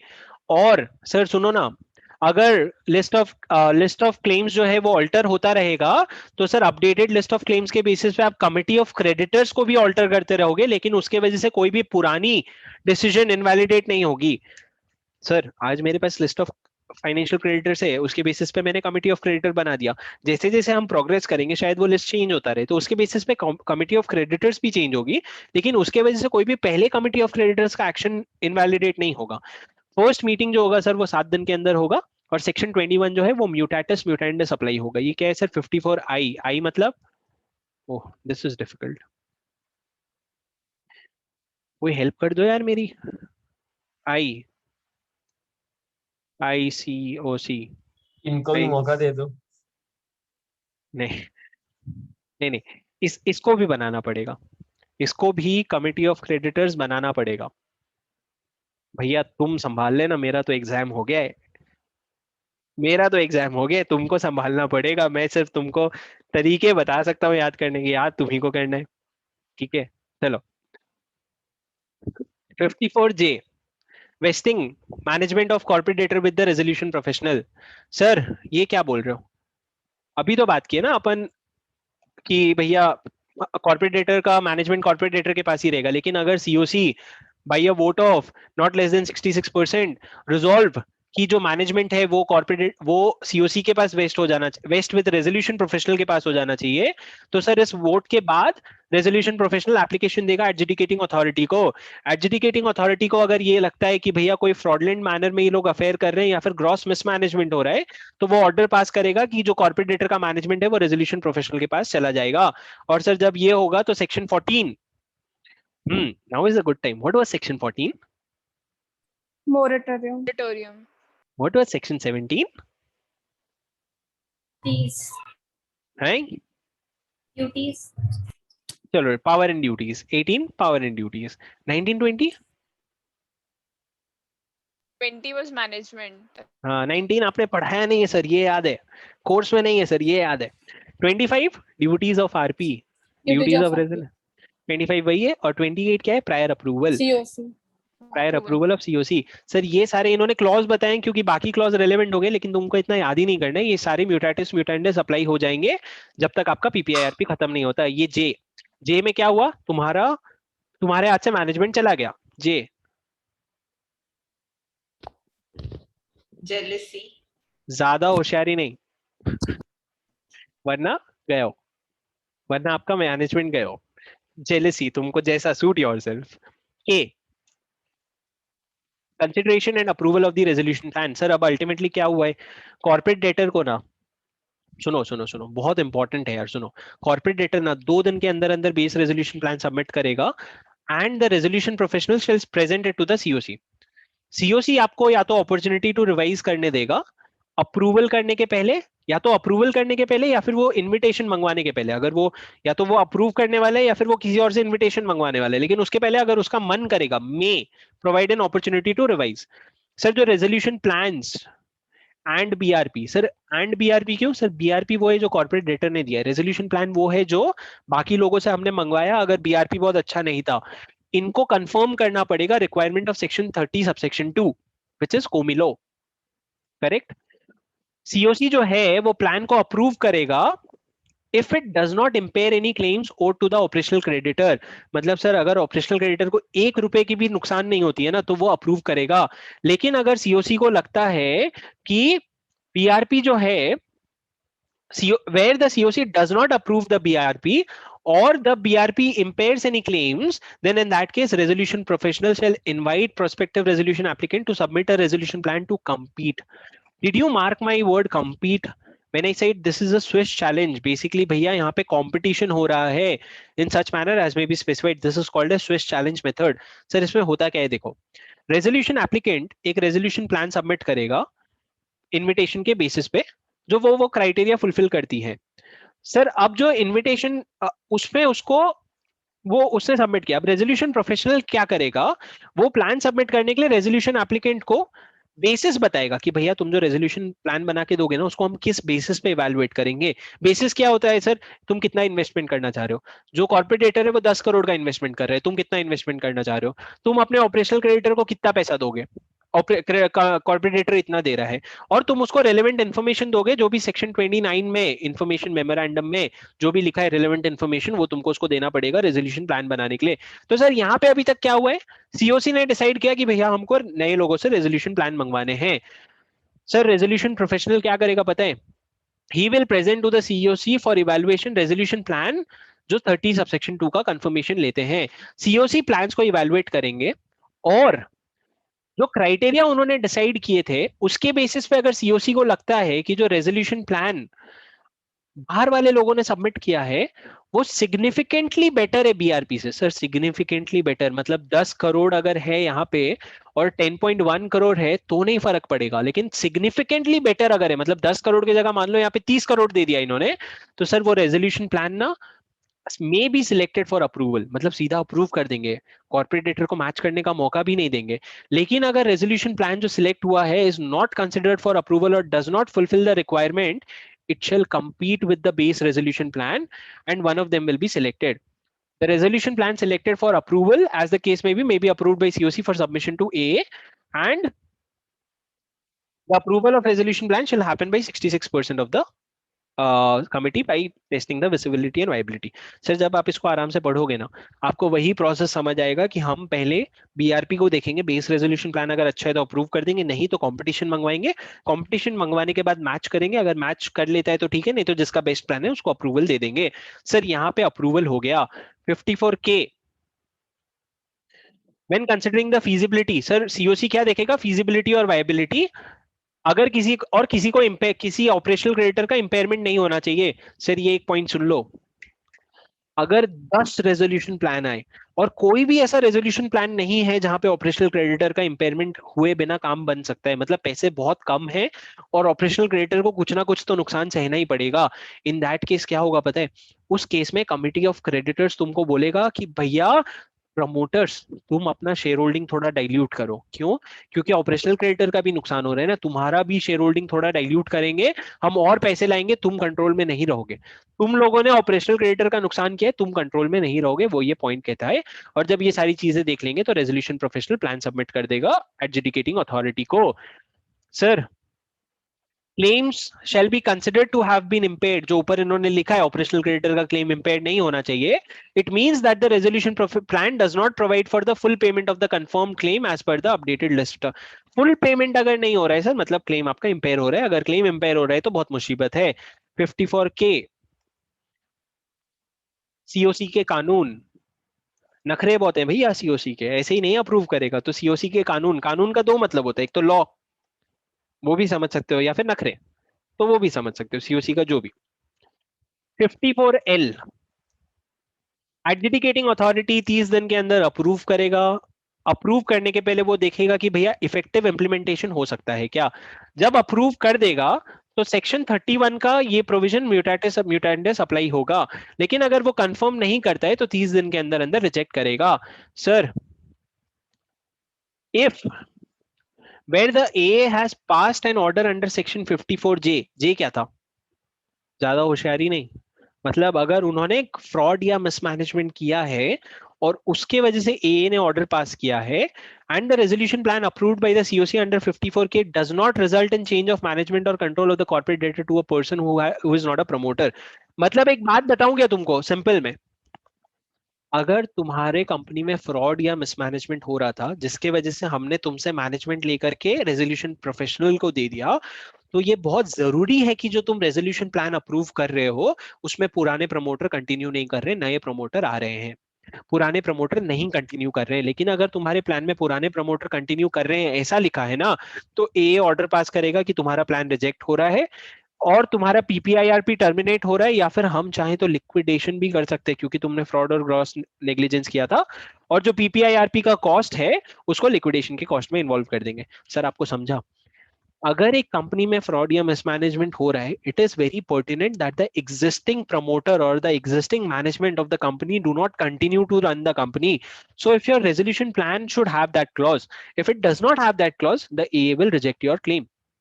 ये सर 54L, 54L में लग गए, मतलब ए ने अप्रूव कर दिया आपका प्लान, लग गए कंपनी अभी, मतलब प्रमोटर के लग गए क्योंकि चले जाएगा ना पावर, या तो बहुत पैसे खर्च हो जाएंगे या फिर पावर चला जाएगा, तो प्रमोटर के लग गए। forgive me all for my sins and offenses। anyway um में अपील है सर, अपील कौन सा सर, सिमिलर जो हमने सेक्शन 31 में अपील पढ़ा था कि सेक्शन 32 में अपील पढ़ा था कि अगर आप अपील कर सकते हो 61 सबसेक्शन 3 के ग्राउंड्स पे, यहाँ पे भी वही लिखा है, अगर कोई रेजोल्यूशन प्लान अप्रूव होता है तो आप अपील कर सकते हो। एम मैं अपील करूंगा, मैं अपील करूंगा, ठीक है। N termination of PPIRP. Sir अगर जो रेजोल्यूशन प्रोफेशनल एक एप्लीकेशन फाइल करता है पीपीआईआरपी के टर्मिनेशन के लिए, कौन से केसेस में sir? Under the प्रोवाइजर of subsection 2 of 54 के क्या था? सीओसी के कानून। मतलब सीओसी ने बोला टर्मिनेट करना है, या फिर under subsection 3 of 54D। 54D क्या था सर? डेडलाइन। डेडलाइन। अगर आपने डेडलाइन, उसमें क्या था, अगर 90 डेज के अंदर अंदर आपका अप्रूव नहीं होता तो आप टर्मिनेशन के लिए फाइल करोगे। अगर ये दोनों का टर्मिनेशन का फाइल होता है सर, तो ए 30 दिन के अंदर अंदर टर्मिनेट करेगा, और and provide for the manner of continuation of proceedings of avoidable transaction. मतलब अगर आपका कोई प्रेफरेंशियल, आपका कोई फ्रॉडलेंट ट्रांजैक्शन पकड़ में आ गया था, तो उसका क्या होगा वो भी अपने ऑर्डर में लिखेगा 30 दिन के अंदर अंदर। Where the RP at any time before the approval of resolution plan intimates to AO the decision of COC to terminate the PPIRP, the AA shall pass an order under subsection 1. Where the AA passes an order under subsection 1, the corporate debtor shall bear the cost of PPIRP. Sir ये तीन cases हैं जहां पे termination का order pass हो रहा है। पहला, अगर आपने 54D के डेडलाइन के अंदर अंदर आपने रेजोल्यूशन प्लान नहीं बनाया। दूसरा, अगर कमिटी ऑफ क्रेडिटर ने सबसेक्शन 12 में ये डिक्लेयर किया कि टर्मिनेशन करना है। या फिर तीसरा, अगर कमिटी ऑफ क्रेडिटर ने 66% वोटिंग पास करके अगर ये डिसाइड किया कि टर्मिनेशन करना है, तो एडजुडिकेटिंग अथॉरिटी डिसाइड करेगा टर्मिनेट करना है, और कॉर्पोरेट डेटर ये कॉस्ट पेयर करेगा। Notwithstanding anything to the contrary contained in this section, where the AA has passed an order under section 54J and the PPIRP is required to be terminated, AA shall pass an order of liquidation in respect of corporate debtor as per section 53, declare that the PPIRP cost shall be included in the liquidation cost. Sir ये कह रहा है कि notwithstanding anything contained in the section, उसको liquidation का order pass करना ही पड़ेगा अगर टर्मिनेशन का ऑर्डर पास किया है। बट ऐसा नहीं है सर। जब आप सेक्शन 11A, सेक्शन 33 और सेक्शन 31 और उसके साथ सेक्शन 54M पढ़ोगे तो आपको समझ आएगा कि लिक्विडेशन की ऑर्डर जरूरी नहीं है कि अगर टर्मिनेट हुआ है तो पास करना ही पड़ेगा। आप सीआईआरपी में भी जा सकते हो कुछ समय बाद। ठीक है सर। 54O, अच्छा एक सेकेंड, ओ 54M मैं करूंगा अपील, N नहीं हो पाएगा, हमसे ना हो पाए। ठीक है, आप सुनो। O initiation of CIRP, the COC. अच्छा बाय द वे इसमें एक और सेक्शन लिख लो, 54O। The committee of creditor at any time after the insolvency commencement date but before the approval of the resolution plan may resolve to initiate a CIRP if the corporate debtor is eligible। मतलब वो section 4 का जो compliance है वो होना चाहिए, मतलब 1 करोड़ से ज्यादा का फ्रॉड होना चाहिए। ओ ध्रुव, इसको होल्ड करेंगे, ठीक है, मैं आपको ये समझाता हूँ। सर सीओसी, इसके बाद अपन सेक्शन 4 पढ़ेंगे, आपको समझाऊंगा। COC at any time of the insolvency commencement date but before the approval, Dhruv famous हो गया, but before the approval of the vote of 66% may initiate a CIRP if such corporate debtor is eligible under chapter 2, where the resolution professional intimates to AA the decision of the COC, the AA shall within 30 days of the date of intimation pass an order to terminate the PPIRP and initiate a CIRP। Sir यहाँ पे AA को हर जगह 30 दिन का time दिया है। Appoint the resolution professional to act as an interim resolution professional subject to written consent। Sir life में आपको ये समझ आ रहा है कि रेजोल्यूशन प्रोफेशनल भी वापस इंटरिम रेजोल्यूशन प्रोफेशनल बन सकता है। मतलब बहू कभी सास बनती है लेकिन सास को बहू बनते हुए देखे हो, ये यहाँ पे हो रहा है sir. The declaration that the PPIRP cost shall be included as a part of the insolvency resolution process cost। पर सर अगर रेजोल्यूशन प्रोफेशनल जो है वो अपना रिटन कंसेंट नहीं देता है तो बोर्ड अपॉइंट करेगा सेक्शन 16 के हिसाब से, मतलब 10 डेज की लिमिट लग जाएगी। और सर अगर ए ऑर्डर पास करता है कि ये टर्मिनेट सीआईआरपी शुरू हो रहा है, तो सर इसको एप्लीकेशन अंडर सेक्शन 7 माना जाएगा, ना एप्लीकेशन अंडर 9 ना एप्लीकेशन अंडर 10। लॉजिकली 10 होना चाहिए ना सर, क्योंकि कॉर्पोरेट डेटर ने खुद एप्लीकेशन दिया था। लेकिन यहाँ पे सेक्शन 7 के अंडर एप्लीकेशन माना जाएगा और सीआईआरपी कमेंस होगा जिस दिन वो ऑर्डर पास हुआ है। और सर ये जो अवॉइडेबल ट्रांजैक्शंस हैं वो प्रोविजन एप्लीकेबल हो जाएंगे, और रेलेवेंट टाइम जो है अवॉइडेबल ट्रांजैक्शन का वो एप्लीकेबल हो जाएगा। जब आप सेक्शन 43 से 51 पढ़ लोगे तो आपको रेलेवेंट टाइम भी अच्छे से समझ आ जाएगा और ये सेक्शंस भी अच्छे से समझ आ जाएंगे। सर ये ओ तेरी नहीं, initiation O M G C I R P, I don't know. CIRP शुरू हो सकता है सर जब आपका PPIRP खत्म हो गया. That's it. That's it on the whole provision. That's it on the whole PPIRP. Technically अभी आपको शायद 2 घंटे जाएंगे ये पढ़ने के लिए, 2.5 घंटे जाएंगे पढ़ने के लिए, लेकिन ये कॉन्सेप्ट आपको एग्जाम के पहले सिर्फ 15 मिनट लगेगा या मैक्सिमम 20 मिनट लगेगा, अगर आपके पास इतना अच्छा होल्ड है जो हमने अभी बनाया है. वो होल्ड कैसे रहेगा सर? एक बार तो सेल्फ रीडिंग करनी ही पड़ेगी. जो पीपीटी में शेयर करूंगा आपके साथ, उससे प्लीज एक एक वर्ड आराम से समझ समझ के जाना. I am telling you very honestly, I may be wrong because it's your interpretation versus my interpretation, okay? And there could be something that you come and tell me कि boss नहीं ये नहीं ऐसा लिखा हुआ है, ये पढ़ो वो पढ़ो ये वाला एक्ट पढ़ो. So it is completely open to your interpretation. If you have some time, do spend some time because you gradually you'll start seeing news which comes for PPIRP.